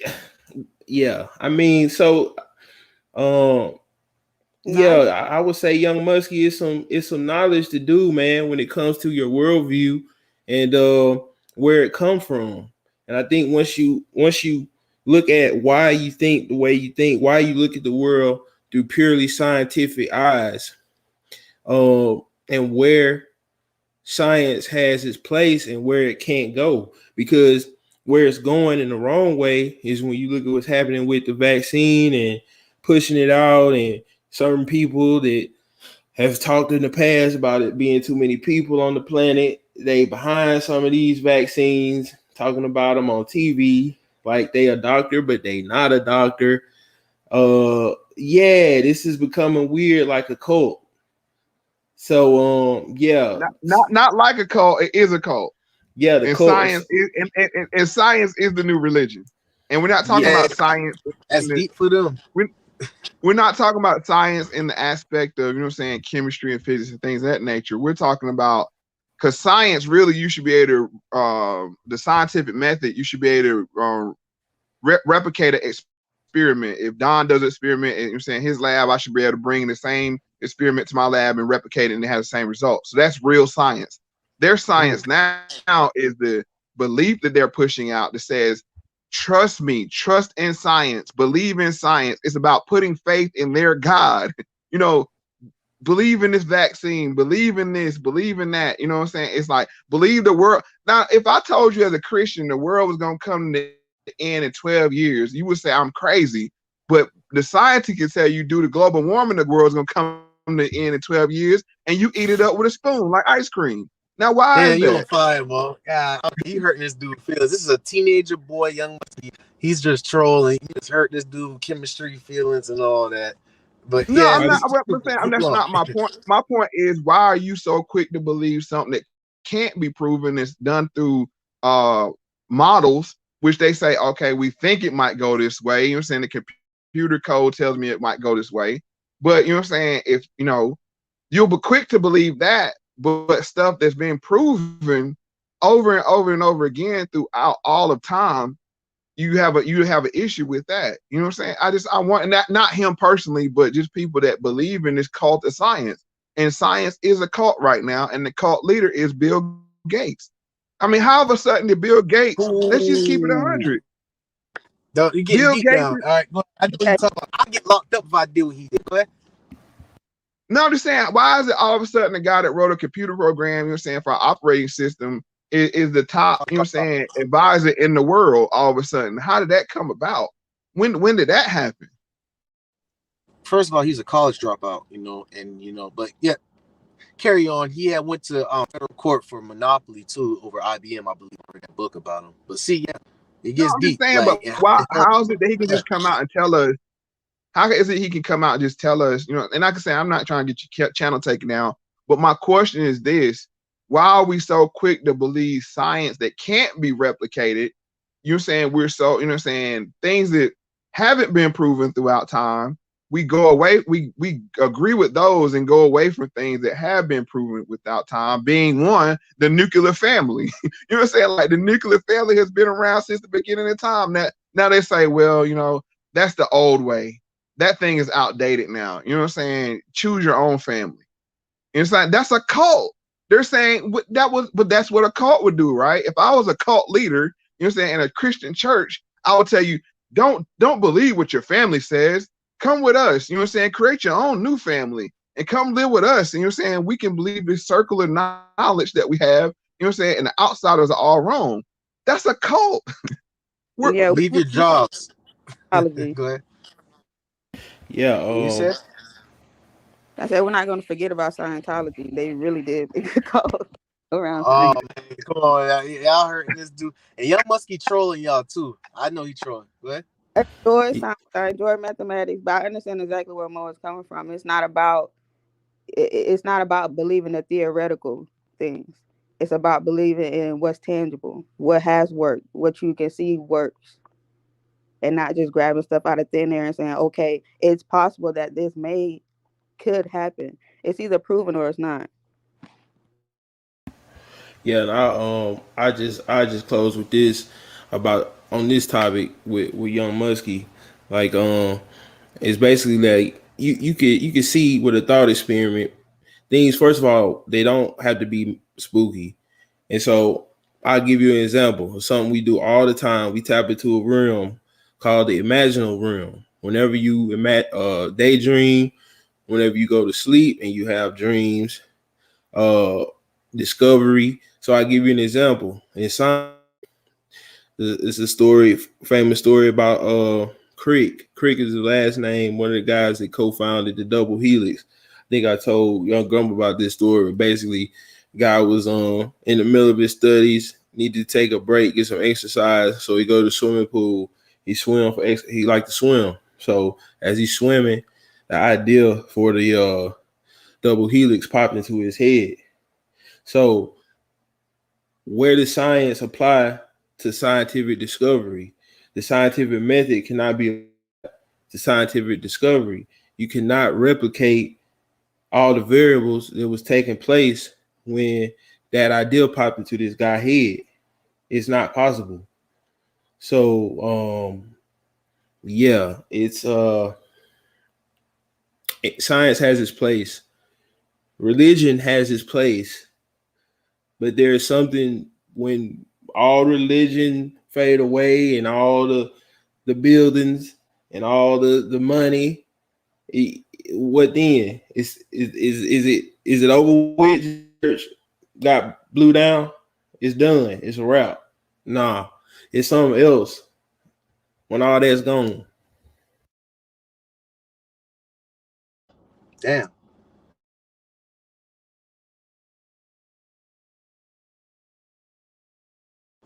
Can you explain this? Santeria? I always feel weird vibes when he does these little things. We pray for him to renounce that. And do y'all understand what Stoic's saying right here? I have an understanding of Santeria. I've stated it. Oh, he's saying I don't know if that affects me, if those spirits attach to me when he does that. Yeah, they will. That's all Yeah, I'm saying. if you think it do, it should probably is. That's all I can say. You really don't Yeah, have. man. It's like this when you just know that you know exactly what Don was saying. Like energy cannot be created or destroyed. It's just gonna keep going. So you're always gonna have spirits around you. Period. There's nothing you can believe it or not. So it's up to you to keep good energy around you so you can at least try to dictate what spirits are around you and not put yourself into certain situations. But dealing with Santeria, I don't want to get too much into it. But yeah, if you involve yourself into certain rituals, they will stick onto you, good ways and bad ways. Mm, Like I said, they're spiritual parasites. That's what demons are. They're spiritual parasites. And if you notice, we're all susceptible to them. If you're tired, if you didn't get a good night's sleep, notice people say you evil as hell this morning. Why is that? Why? And notice rappers will tell you, hey man, I've been up for 48 hours straight, 72 hours straight, 96 hours straight. And they'll Leaving. tell you, say they don't know what's fueling them on. Them demons is fueling them on. That's why when they have them long, now we all done been around music, I assume, or it don't take that long to record a song or write a song. You know what I'm saying? They in them studios hoping to channel a demon. You know what I'm saying? So they can go in that studio and they'll tell you, I don't know where that song came from. I don't know what my inspiration was. I mean, if you go watch, I think it was The Dream. He was on the Drink Champs, and he was like, "I'll wake up at 3 o'clock in the morning. 3 o'clock now." He said himself. I'll wake up at 3. We all know that's the witching hour. You know what I'm saying? But he yeah, said, "I'll that's wake all. up at 3 o'clock." He said, "I'll wake up at 3 o'clock in the morning with an inspiration to write a song." And it's a thing called automatic writing, where you just start writing and you don't know. You know what I'm saying? Like you're channeling something through you. And trust me, I'm gonna be honest with you. I used to rap and I used to write music, and some bars they would just come out of nowhere. You know what I'm saying? I just start writing, and I'm like, damn, that was fire. And then you go back and look at it like, damn, what did I say that was out in when I wrote this, or when I made this Exactly. beat? You know what I'm saying? That's real shit. I mean, I'm just keep it honest with you because we're all susceptible to these spiritual parasites, aka demons, and they do, and that's how they work their way in. They'll give you something at first. It's like a drug dealer. They'll give you the first hit for free. It's like, hey, you know what I'm saying? Try this out, bro. You know what I'm saying? New pack in, you know what I'm saying? Then guess what? That's what they call a lost leader in business. I'm gonna give you something for free that's $10 worth of value because you're gonna come back and spend $50 with me. You know what I'm saying? So it's really not a loss, it's just the upfront. But that's how demons work. It's like, okay, yeah, I'm gonna give you this talent, I'm gonna give you this song, I'm gonna give you, you know what I'm saying, I'm gonna give you this look. You know what I'm saying? Even spirituality can change what they call your countenance, how you even look. Look it up. You know what I'm saying? I'm not making this stuff up. And you still saying you hear people say, I got my glowing up, I'm glowing up. Yeah, okay, you glowing up. You know what I'm saying? But that demon gonna come back around, be like, hey, bro, you owe me. And I'm gonna say this. I gotta be careful how I say this because I know it's still sensitive. But this is what DMX was talking about when he was talking about Damien. He told you this. He said, I'm gonna give you all of this, but Damien, like, hey, remember what you said? I need that right hand. You know what I'm saying? That demon came back around and said, yo, I blessed you with all these blessings. Now it's time to give back to me what you owe to me. And I'm saying I'm gonna let that one go. But you know what I'm saying? We can't play these games like, you know what I'm saying, we don't hear this stuff being played out in music. Same thing with Murder Was the Case. Will I be the G that I was? You know what I'm saying? Look, what was he saying? The devil came to him when he was on the death's door and said, you know what I'm saying? Hey, give me your soul and I'll give you a hell of a run. Snoop Yeah. Dogg said that. You see what I'm Hey, saying? Don't play. I know this rap shit. You know what I'm saying? Don't play with me. You know what I'm saying? That's why it's so easy to see what you're saying, that rap in some ways is demonic. I mean, I just gonna keep it. I love it. You know what I'm saying? I love rap music, but it's a demonic art form. yeah, We all everybody love it. demon time now. That's what they love to say. I'm on demon time. I'm on demon time. Yeah, they do that. Yeah. I'm there behind. Go ahead, Don. Oh, my bad, bro. You was done? I was gonna say one thing about I be having. I don't have that much, but it's still kind of coming effect. Sleep paralysis attacks. Okay. Well, yeah, I could touch on that, but Yeah, also want be to having that. just yeah, I just want to touch on the where Moe Factz is coming from. Is for the people that's listening that might be skeptical of the spirituality aspect of things. It's like it's I look at this stuff, the spiritual realm. It's kind of like an analogy I use is the woods. So I'm in the South. I don't know about all of y'all. I know Grump in the South. We all know about the things in the woods. Down there where Grump at, you got gators. Now I ain't got to deal with no gators, but we got to deal with them cottonmouth snakes that hit just as hard as a gator when that venom get inside you. So you can go out in the woods and nothing happen. It's not like every time you out in the woods you're gonna get bit by a snake. But on that one day that you do get bit by a snake and you too far to get back to anybody, it's a wrap, bro. So I look at the spirit world just like that. That's why I think a lot of people can laugh at it because it's so many fakes.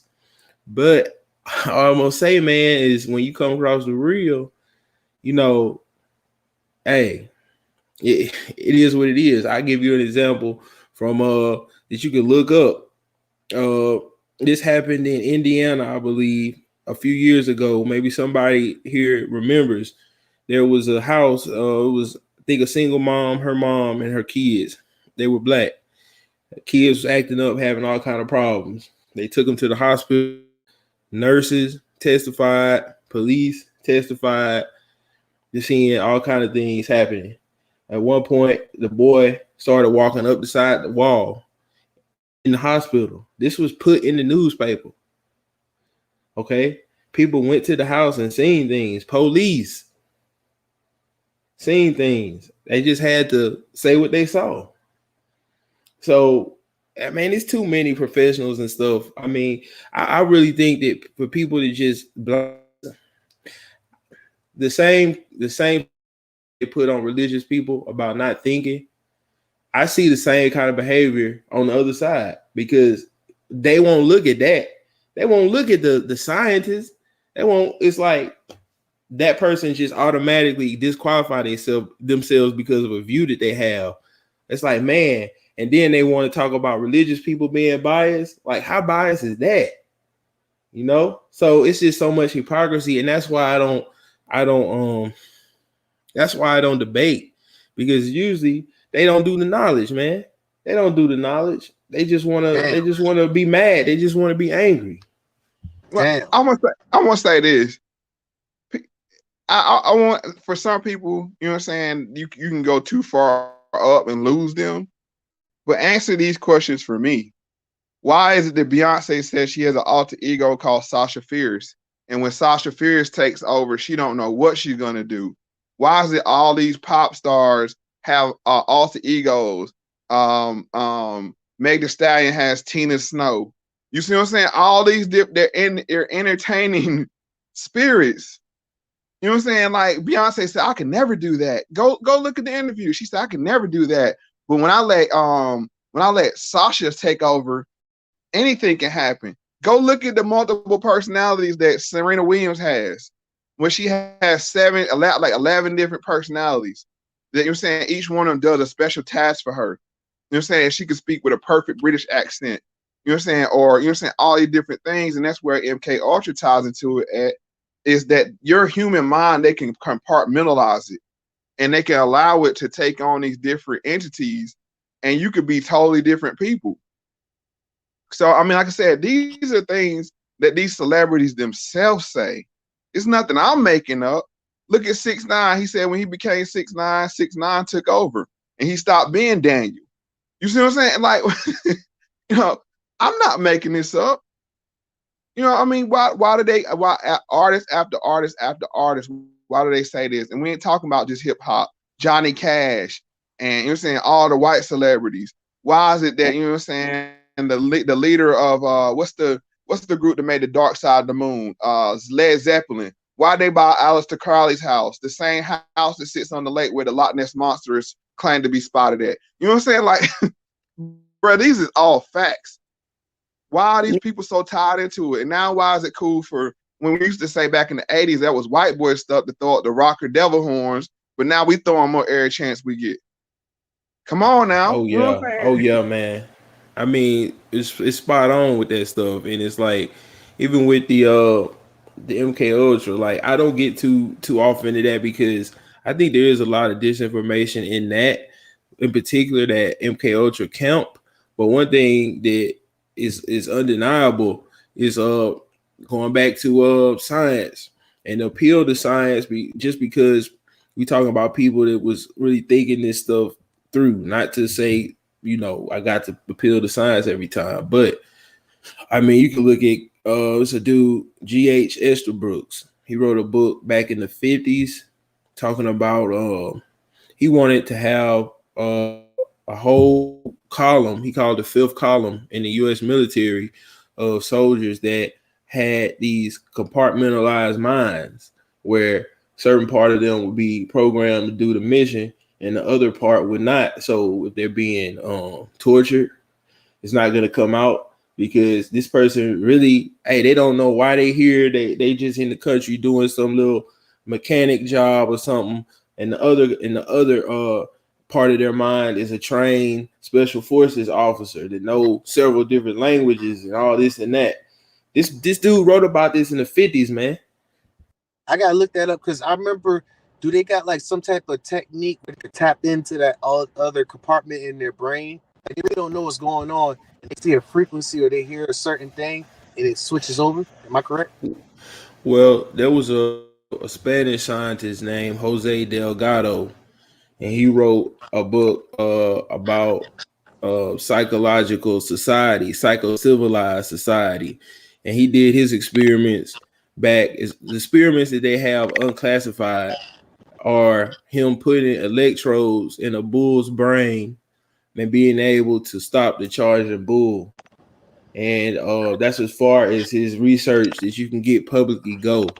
They did talk about putting electrodes into the brain of people, being able to make them raise their arm or do certain very simple things.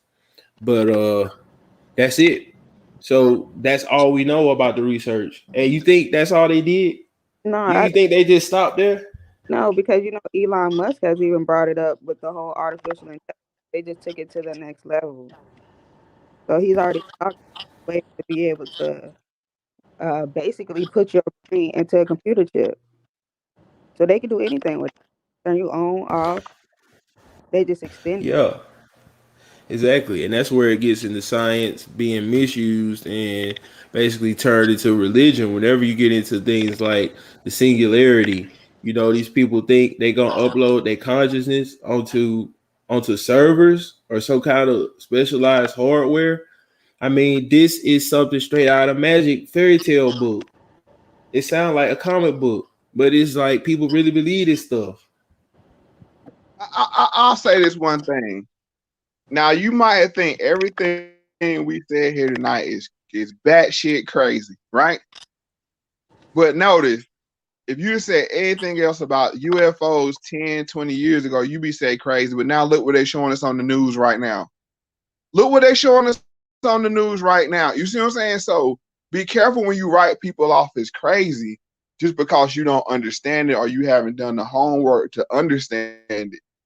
But I would say this, the truth of community doesn't do itself any favors because sometimes people go down in rabbit holes and they don't never come back. So you have to be careful when you start doing research because you can lose yourself in those rabbit holes.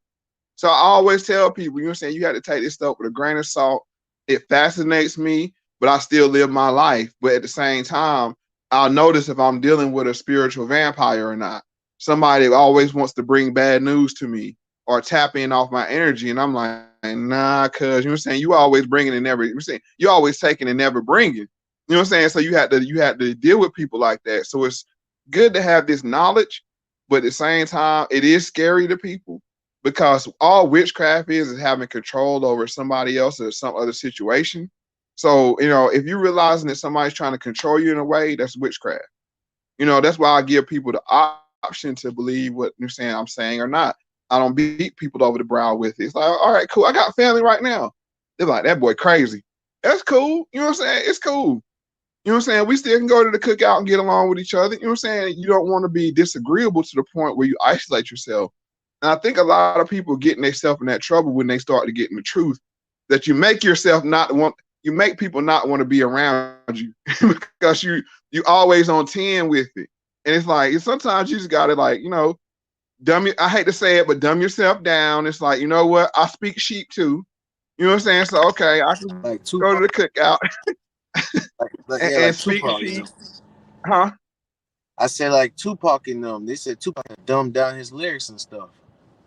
You have to, because not everybody, I mean, if you believe the 85, 10, and 5, you know what I'm saying, concept that, you know, 85% of the people out here are asleep. They're walking through life asleep and they have no clue why they do things, you know, what was their motivation. But those are the people I think Don brought up. That's how a pimp can spot them out. A wolf can spot out a sheep. It's like, oh yeah. You know what I'm saying? Like, oh, I got a green one here. Let me go ahead and latch on. And they suck you dry and then they move on to the next one. And that's what they do. So all I'm just telling people is be prepared for life and don't get caught slipping in life.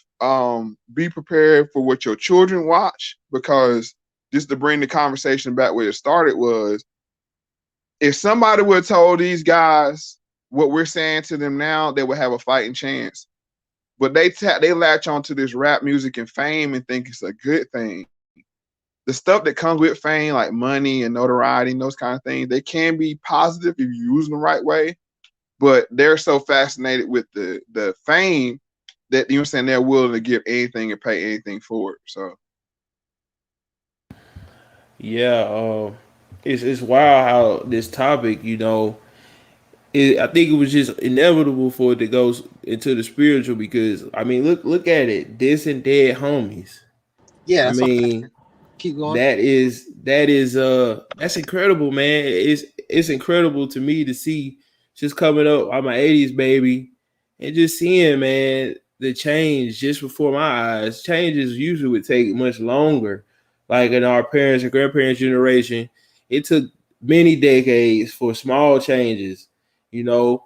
But now it's like just one decade, and you looking at like, man, remember the good old days, bro? That was just 10 years ago. It's like so much has changed. Look at last year. It's like warp speed. You know, I mean, it got all fast. Like, oh man, a few months ago it was popping. Now look at the place. Everybody's scared. Man, scared as hell. And so, yeah, man, it's wild how much worldview warfare is taking place right now. It's just being intensified, and it's a wild time to be alive, man. To see this, I mean, just think of our ancestors, man. You know, we doing our things, and we sitting up here, Sierra all laid back in the bed, chilling, and look at what they went through, praying for this day. You know what I'm saying? So, nah, man, we can't give up. Can't get focused on all that foolishness. We know what we got to do in our own life to make ourselves better, stick to our purpose, and yeah, man, that's why I'm placing my you know, I guess hope in as far as these worldly things go, because there's enough negativity out here for real, man. But Don, I'll say this: that's why the devil or the dark energies, dark forces had to work so hard, because we are in a time of abundance. You had to actually try to work hard to starve in America. I mean, it's for real, for real. I mean, like a lot of times people say, I'm hungry. I was hungry. Bro, you don't know what hunger is. I'm like, I'm being honest with you. I don't think I ever been hungry in my life. I ain't saying that, and that's just me being blessed. But I'm saying not to the point where you couldn't go to your grandma's house, your auntie house, or somewhere and get a syrup sandwich. You know what I'm saying? We don't know what hunger is. So now that's why I think the dark forces had to focus on, you know what I'm saying, us and making us feel inept. It's like, oh, but you ain't got them Gucci's. Oh, you ain't got them Yeezys. You know what I'm saying? They make you feel so small. And another thing what Don was saying, that time has sped up, because before they get information out, you just had to write a story, get it edited, you know what I'm saying, then possibly get it printed in the newspaper. They had to take it down to the print shop, print it in the newspaper, put it in the little boxes, you know, all newspaper boxes, or throw it in your front yard, and then you had to consume it. It's like that turnaround time is so fast now. We can get online right now, write a story, and 10,000 people could read it, you know what I'm saying, instantaneously. So you're saying information is moving so fast that I honestly believe our human brain is not built for this environment that we live in, because all of these stimuli that we receive, I think it fries the human brain, because if you're ever in nature, you're not meant to hear a person talking all day, or pings and dings and your phone buzzing and all this. I think it fries out something in our human mind, you know, because we're supposed to be able to hear a twig break from a squirrel stepping on it. You know what I'm saying? That's how sensitive our hearing is supposed to be. But now it's fried from the loud music and loud talking and constant stimulus. So I just want to say that, you know what I'm saying? So find yourself some quiet time. And this is where I agree with Sierra with the spirituality thing, because I understand where she's coming from. Faith without works is dead. A lot of Christianity, I don't want to say Christian, but Christianity is all faith and no work. You know what I'm saying? And work is like you actually have to go and do the work and becoming a better spiritual, you're saying, being.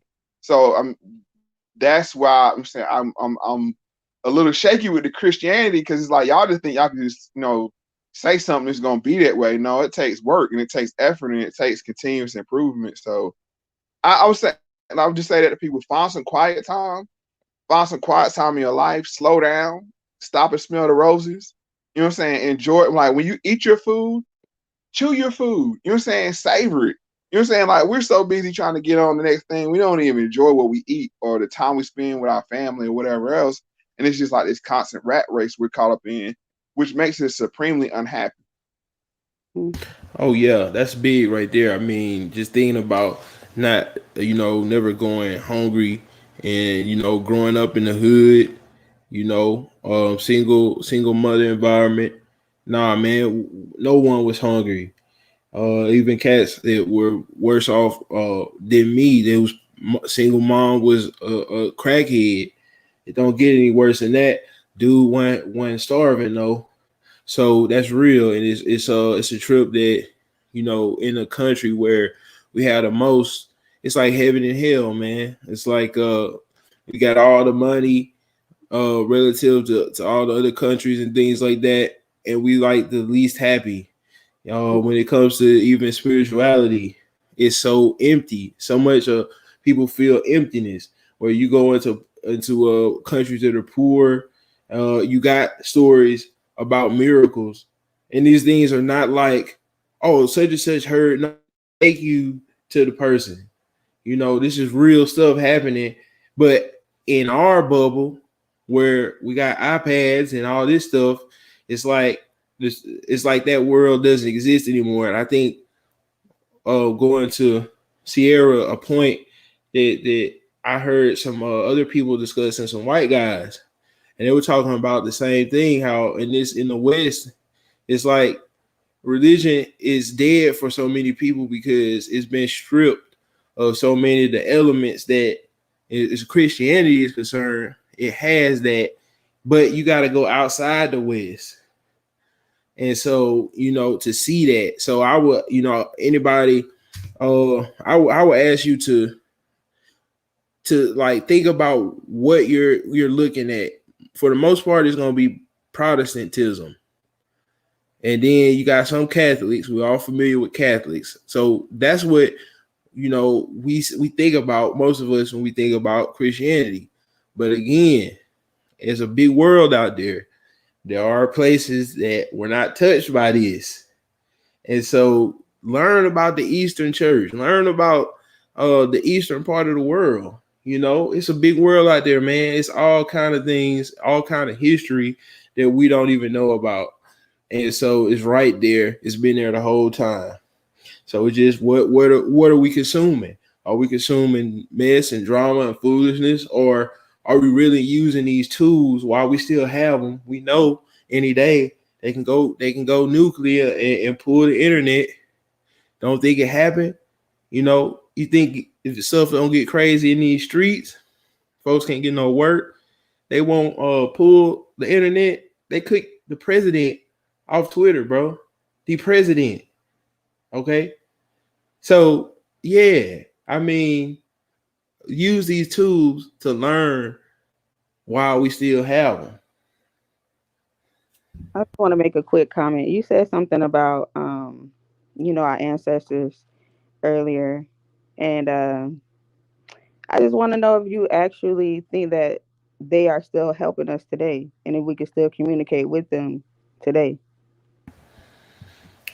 I think that Remember, energy never dies or is destroyed. okay. The way I see this thing is that there are interactions that could take place, but I don't think that it's like at will completely. Meaning, I don't think that when somebody we know pass away, that they can choose to stay over here and we gotta free them and all that stuff. It's rules to this stuff, man. Just like it's rules in the natural world. We got levels of hierarchy. Ask Grump, the biggest, baddest recruit, step out there on the yard. It don't matter how big and bad he is. It don't matter what he think. He gonna have to bow down to that authority. And so it's just like that in the spirit world. I think that so much of what we see in the natural is a reflection of the spiritual world. And I don't see any reason why there is not hierarchy in the spirit world where certain beings can do things that other beings cannot. Now, can somebody be permitted to cross? I think that's up to the whoever's in control of the door. You know, but do I recommend playing around in that world? No, because we don't know the rules. It's like I said, that the forest example. We going into their realm. That's the snake's realm. That's the bear's realm. They looking at us like, what you doing out here? Who are you? Well, hold on, Don, you hit it perfect with the door analogy. It's like, yeah, you can open the door or leave the door unlocked for your ancestors to walk through. But when you leave that door unlocked, you can't control what else comes through that door as well. You know what I'm saying? That's what I'm saying. A lot of people, they want to tap into these, open these portals or doors or whatever you want to call it. And it's a lot. You saying it's like, okay, say if you knew you had family coming in from out of town. You know what I'm saying? Like, all right, they'll have a key, so I'm going to leave the door unlocked for them. In between that time, they're getting there, and you opening that door and have access, it's a whole lot of bad people that can come through that door as well. So it's like, I think people want to open that door, but they don't understand what they're opening that door to. And that's where you see a lot of people say, hey, when I play with a Ouija board, I've been having these bad omens and experiences after I open that door, or I participate in this seance, or it's all these readings from mediums, which mediums ain't nothing but witches. Let's just keep it a buck. You know what I'm saying? We want to put these nice candy words on, you know what I'm saying, on these, not no disrespect to anybody, you know what I'm saying, participate in that. But when you open that door or you leave that door unlocked, other things and other people can come through that door as well. So we got to be careful, or you got to be just like, you know what, it ain't worth leaving that door unlocked. You see what I'm saying? So to each his own, that's your choice. But I think there's or you see, some people think that you're communicating with a loved one, and it's a demon disguising themselves as a loved one. You know what I'm saying? And they know, a demon can know what's on your mind. It's like, that's when you see these mediums, when they interact with people, it's like, oh, it starts with a letter N, right? Oh, Nina. Yeah, it's like, yeah, a demon can read your mind. It know you want to talk about Nina. You know what I'm saying? So at the end of the day, yeah, I me personally, I don't open that door. I don't leave that door open. I leave that door locked because I think there's a veil for a reason for us between in the natural world and the spiritual world. Just like with a baby in a womb, right? a baby, you know that baby's in that womb, and you know you're outside, and that baby can hear you, and you can feel that baby kick, but y'all in two different planes, even though y'all sharing the same space. So that's why I look at, like, I'm just, for me personally, I think that's a trick bag for us to get caught up in with, because of all the racial pride. It's like, you know what I'm saying, like your ancestors, you know what I'm saying? Like, yeah, you can tap into the ancestors, which you can. I'm not saying you can't, but what else is coming through that door when you leave it open? You know what I'm saying? So that's all I caution people to do. I just want to say this really quick. I understand completely where you're coming from, and you're totally right. There is a level of training that does come with certain spirituality. Um, But with us just saying, let's not even tap into that door, we're bringing fear back into the equation. And then we allow the enemy to be able to use our spirituality against us because we don't want to understand it. Now, it's up to us to find the courage to be able to say, okay, let me do my research, let me get some understanding, let me, okay, if I can communicate with my ancestors, let me build upon that and not be afraid. But like you said, to each his own, but I don't think we should completely shut that down without having a proper understanding. Yeah, I feel what you're saying, Sierra. And to that is basically, I ain't gonna lie, to come to the understanding that I've come to, I played around on that stove and got burnt. So that's why I say I look at it from a position of security rather than fear. I mean, yes, we're not being cowardly is one thing, but we wouldn't, we wouldn't tell our kid not to play because it's a fear. I mean, there's something that could really happen to them.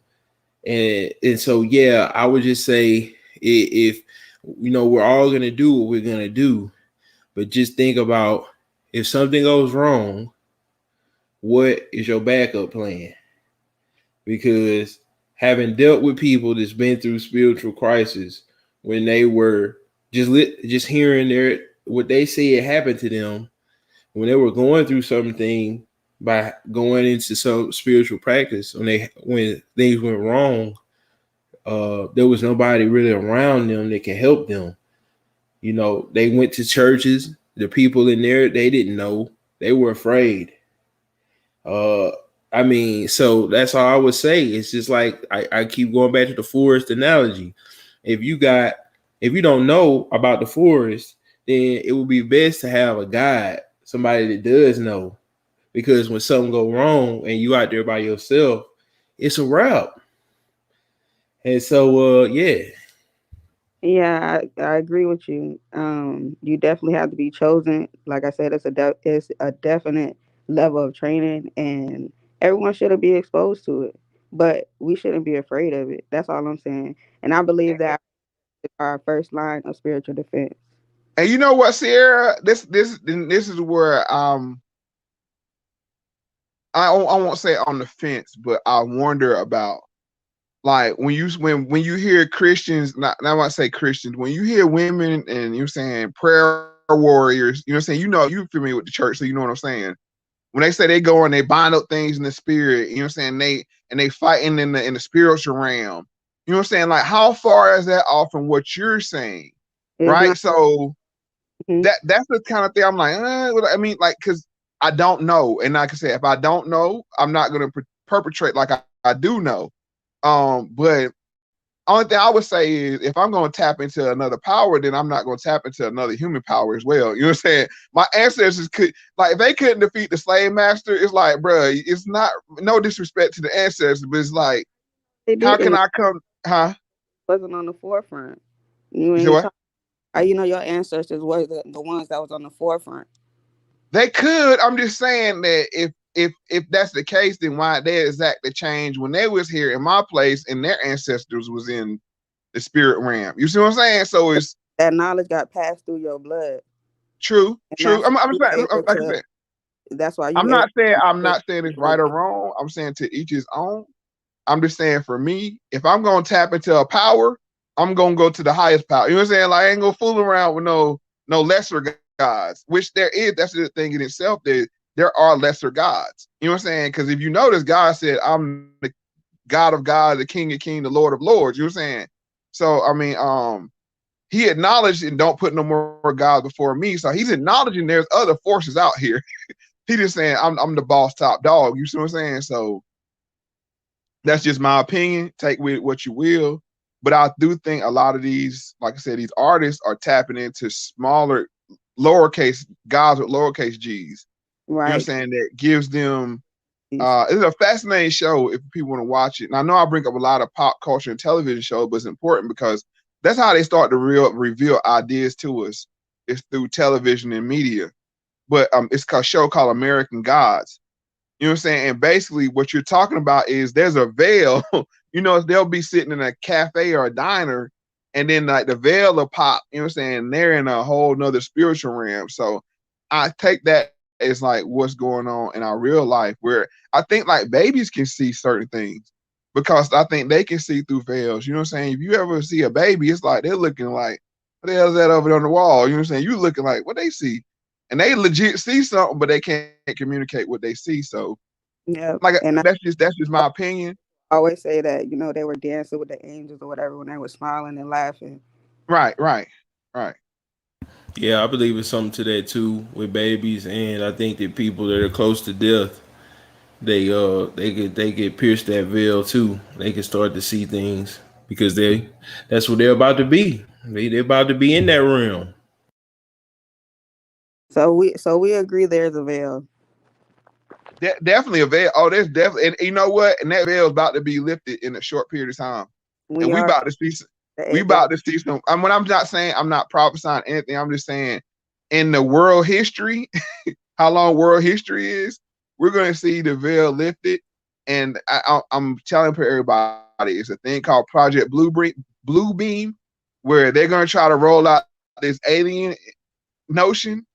Don't fall for it. I'm trying to tell you, they already preceding us with the fact that, oh yeah, there's UFOs. I mean, I'm talking about on legit news stations, the Navy coming out, the military coming out. Oh yeah, we saw these pyramid shaped being spacecrafts and stuff. It's like, why y'all starting to tell this all of a sudden?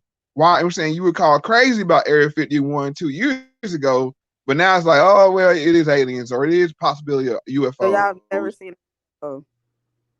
Who, me? Yes, you've never seen a UFO.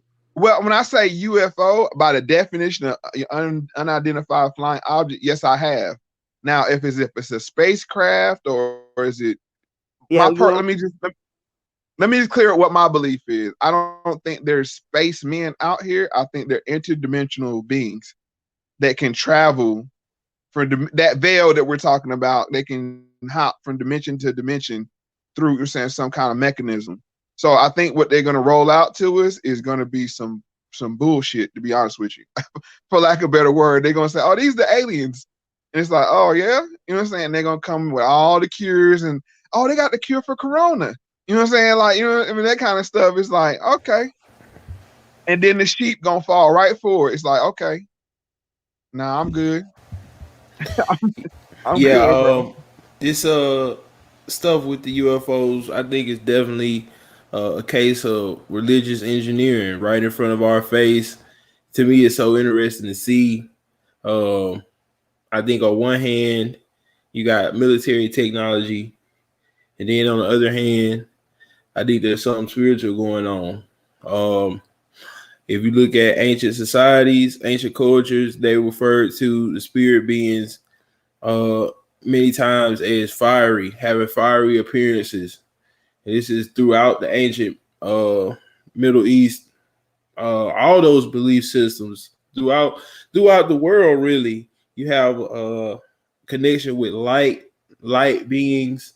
Even in the New Age today, they have the references to the light in different ways, and so yeah, there's something real going on there, and it's been cooking for the last 30 or so years with all these little movies. The guy Travis Travis Walton, I believe it was. They made that movie Communion behind him. I think he was the one that really kicked it off back in the 80s. If y'all remember that movie or the 90s one. They made a few movies, little franchise off that. So yeah, and when the military get involved, I mean, it's scary, man, because people put a lot of credibility in the military. In our country, you could put somebody up and put some fatigues on them. Folks gonna look at them a different kind of way. He could be an imposter even and get away with scams and frauds because people respect it so much. So yeah, man, that's scary to see the military getting involved with that like that. That's unfortunate, man. I would much rather hear them talk about speaking out on police that abuse soldiers when they sitting up here fighting for the country and then come home and get abused. But you know, it's bigger things to talk about like UFOs. So no, but like I said, that's the entry point. And I know people are saying, what does it got to do with the original topic? But it does, because all these young boys killing each other, all these babies being killed in the hood, whether through abortion or everything else, that's bloodletting. And when you have bloodletting, that is a form of spiritual worship. You know what I'm saying? Like, we don't have wars in our country, so they have to do bloodlettings in different ways: cop shootings, gang shootings, like I said, abortions, mass killings, mass shootings. Like, when you go to other countries, they just have straight up wars. You know what I'm saying? It's like, okay, we're gonna go out here in war, and the soldiers are gonna die, and blood gonna be let out, and then it's gonna unlock some kind of power, right? I think somebody was talking about the Mayans. So all this ties back into it. Like, this energy is like, we need more blood, we need more blood, we need more blood. You know what I'm saying? To be let. You know what I'm saying? To get, you know what I'm saying, things to pop off. And I think that's what we're starting to see now. We see an ungodly amount of just not only killings, but the worship behind it. And what I mean by worship is, we hang on every news story about a cop shooting or you know what I'm saying, or something negative or some kind of violence. You know what I'm saying? We feed, it's like the energy. It's not even about the blood, it's about the energy that surrounds it. You know what I'm saying? It's like, okay, like this 16-year-old girl that got shot.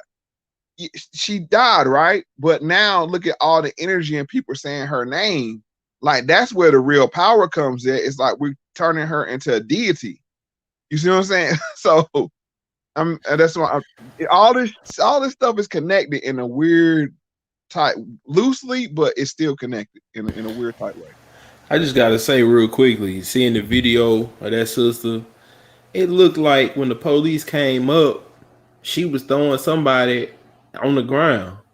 And I'm just sitting there looking at this like, this sister is sitting up here just throwing people around, police right here. I'm like, oh man, as a man, I can't see. I don't know why. I never understand why females can think like, dude ain't gonna do something. Possessed. Like, as a guy, we would have never. It's like, man, if I'm getting busy with some cats and the police roll up, man, it's time to just chill, because this dude right here, he probably scared of us. But what I'm saying is that's possession, Don. That's possession. Because when you saw her on her TikTok videos, she looked so sweet and innocent. And I'm sure she was a sweet girl.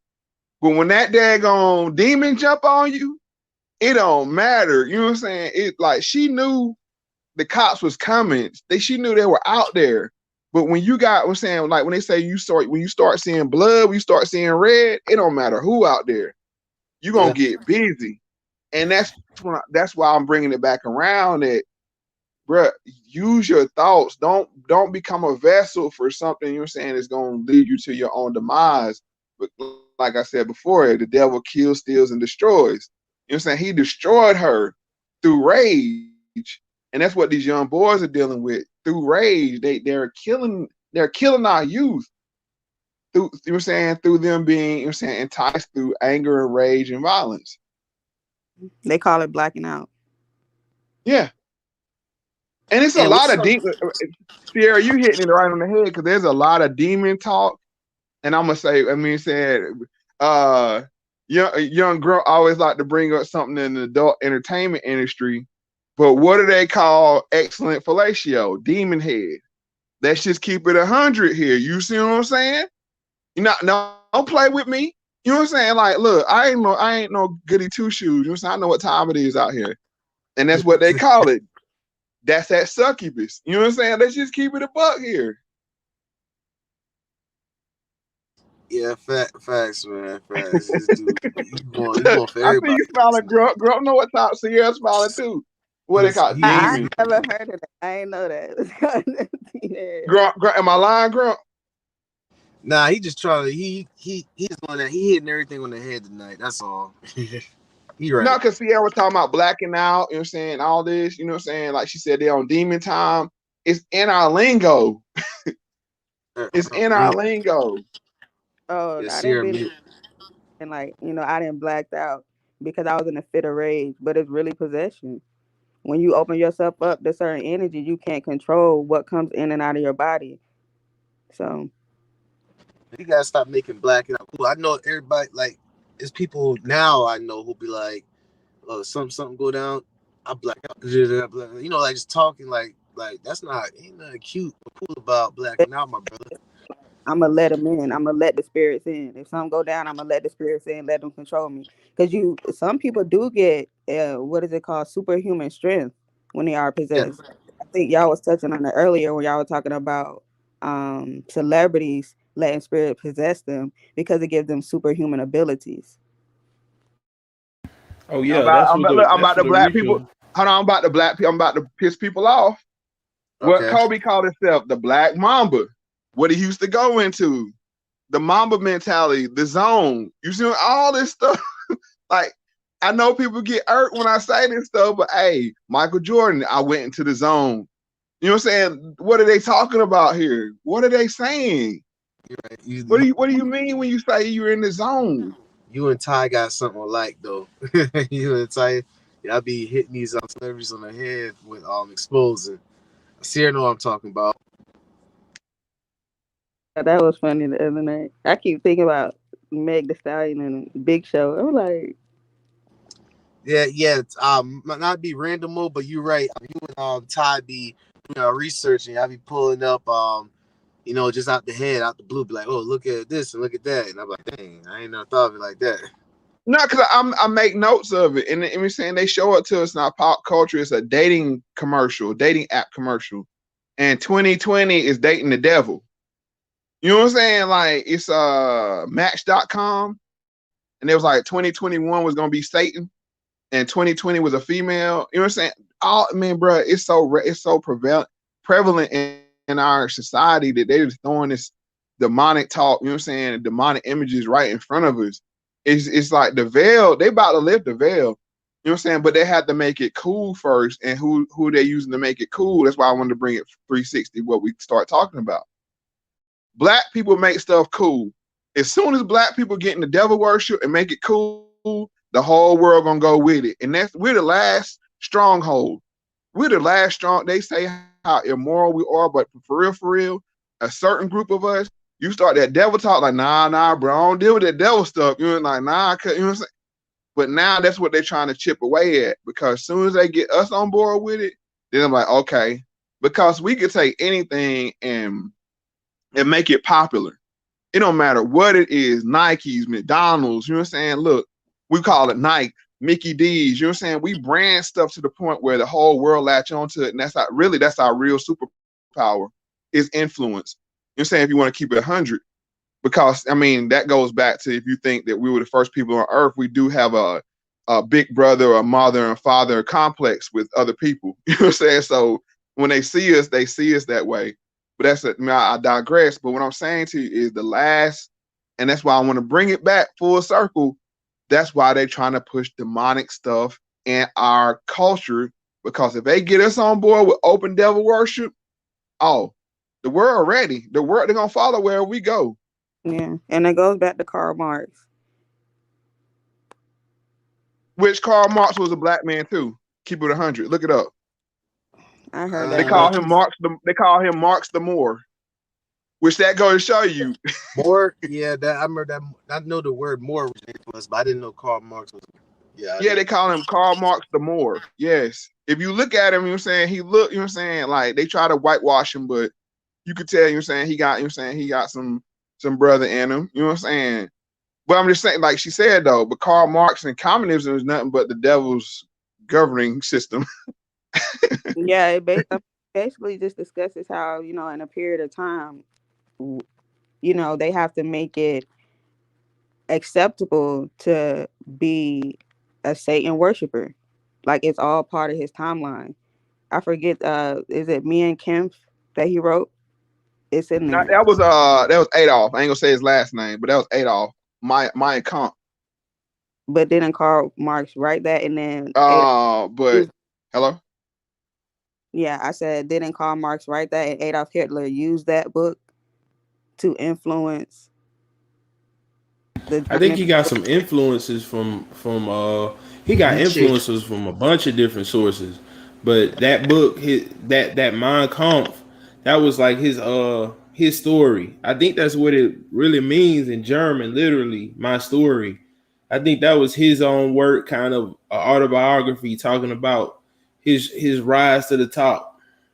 But yeah, he got influenced by a bunch of different people that was doing stuff before he came on the scene. It kind of paved the way for him. Yeah, but I'm gonna have to go ahead and get off of here. But this was, very refreshing, inspirational. I'm glad I could always come on here. Just really get in touch with people who are on the same frequency as I am. So I appreciate all of y'all. Good Appreciate you talking with you, stopping sister. by. See ya. All right. That's you, Moe Factz. You was getting turned up, and you had got turned down. So what's up?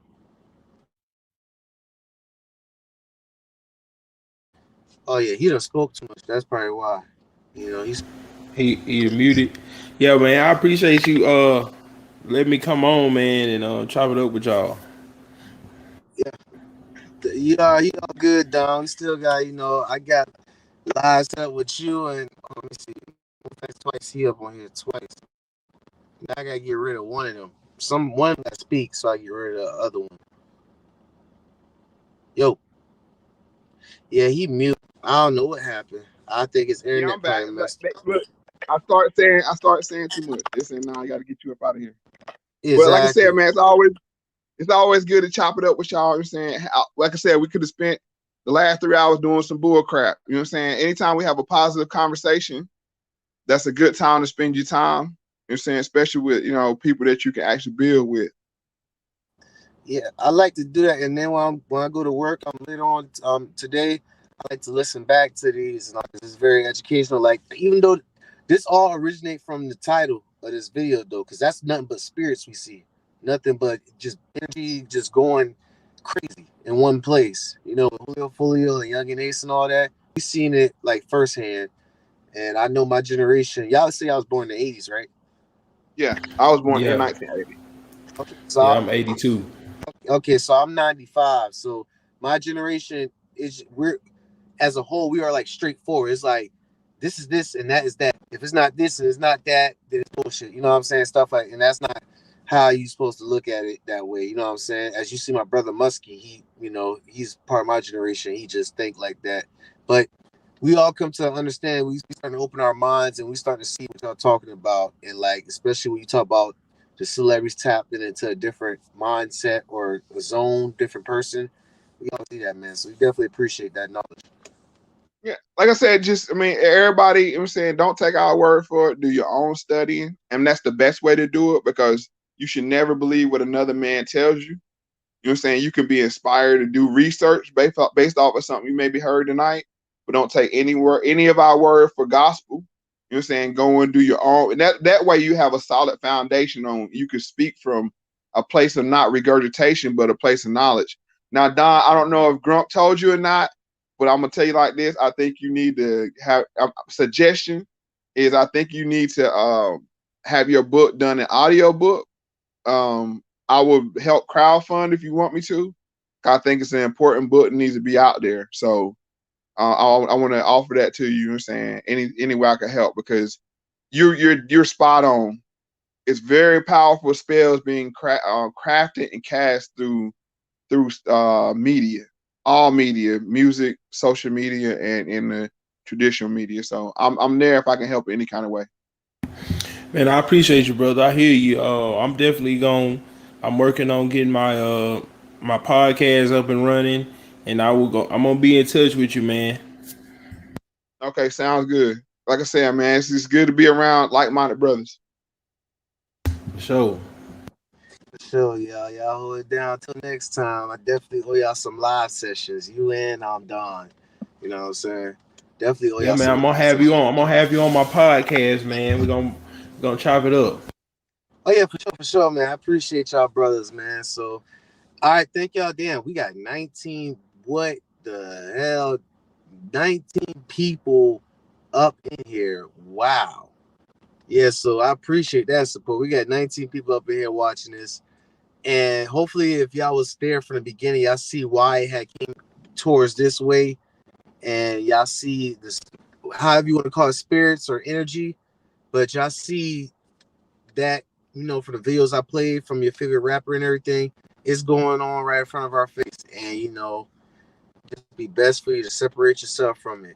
And we love it. I mean, we love rap. We admit to it. We love rap music.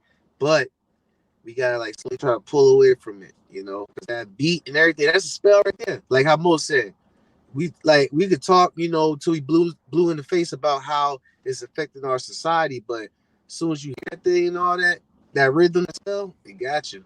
And I know Hey, Grant, there's one more thing I want to say for you close out. One more thing. Go ahead.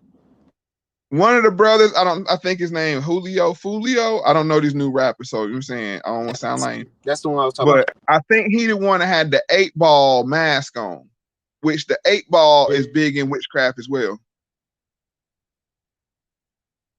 I didn't know that. I mean, yeah, he the one who got that mask on, he got that ski mask on, and he was over there talking about how, you know, But it had an 8-ball on it though. it was on the chin part or the mouth part. On the mouth part, yeah. It was the 8-ball is definitely. And Don, you could probably remember this. And like I said, I don't want to hold you live up too much longer, but just to go show you how this stuff works. Don, you remember the 8-ball jacket when we were growing up and how many kids were murdered over it? Yeah, I remember that whole thing with those jackets. People getting killed over a bunch of those different ones, but. Yeah, man, that's definitely so much of this stuff is spiritualized, and it's like co-opting, like the rainbow.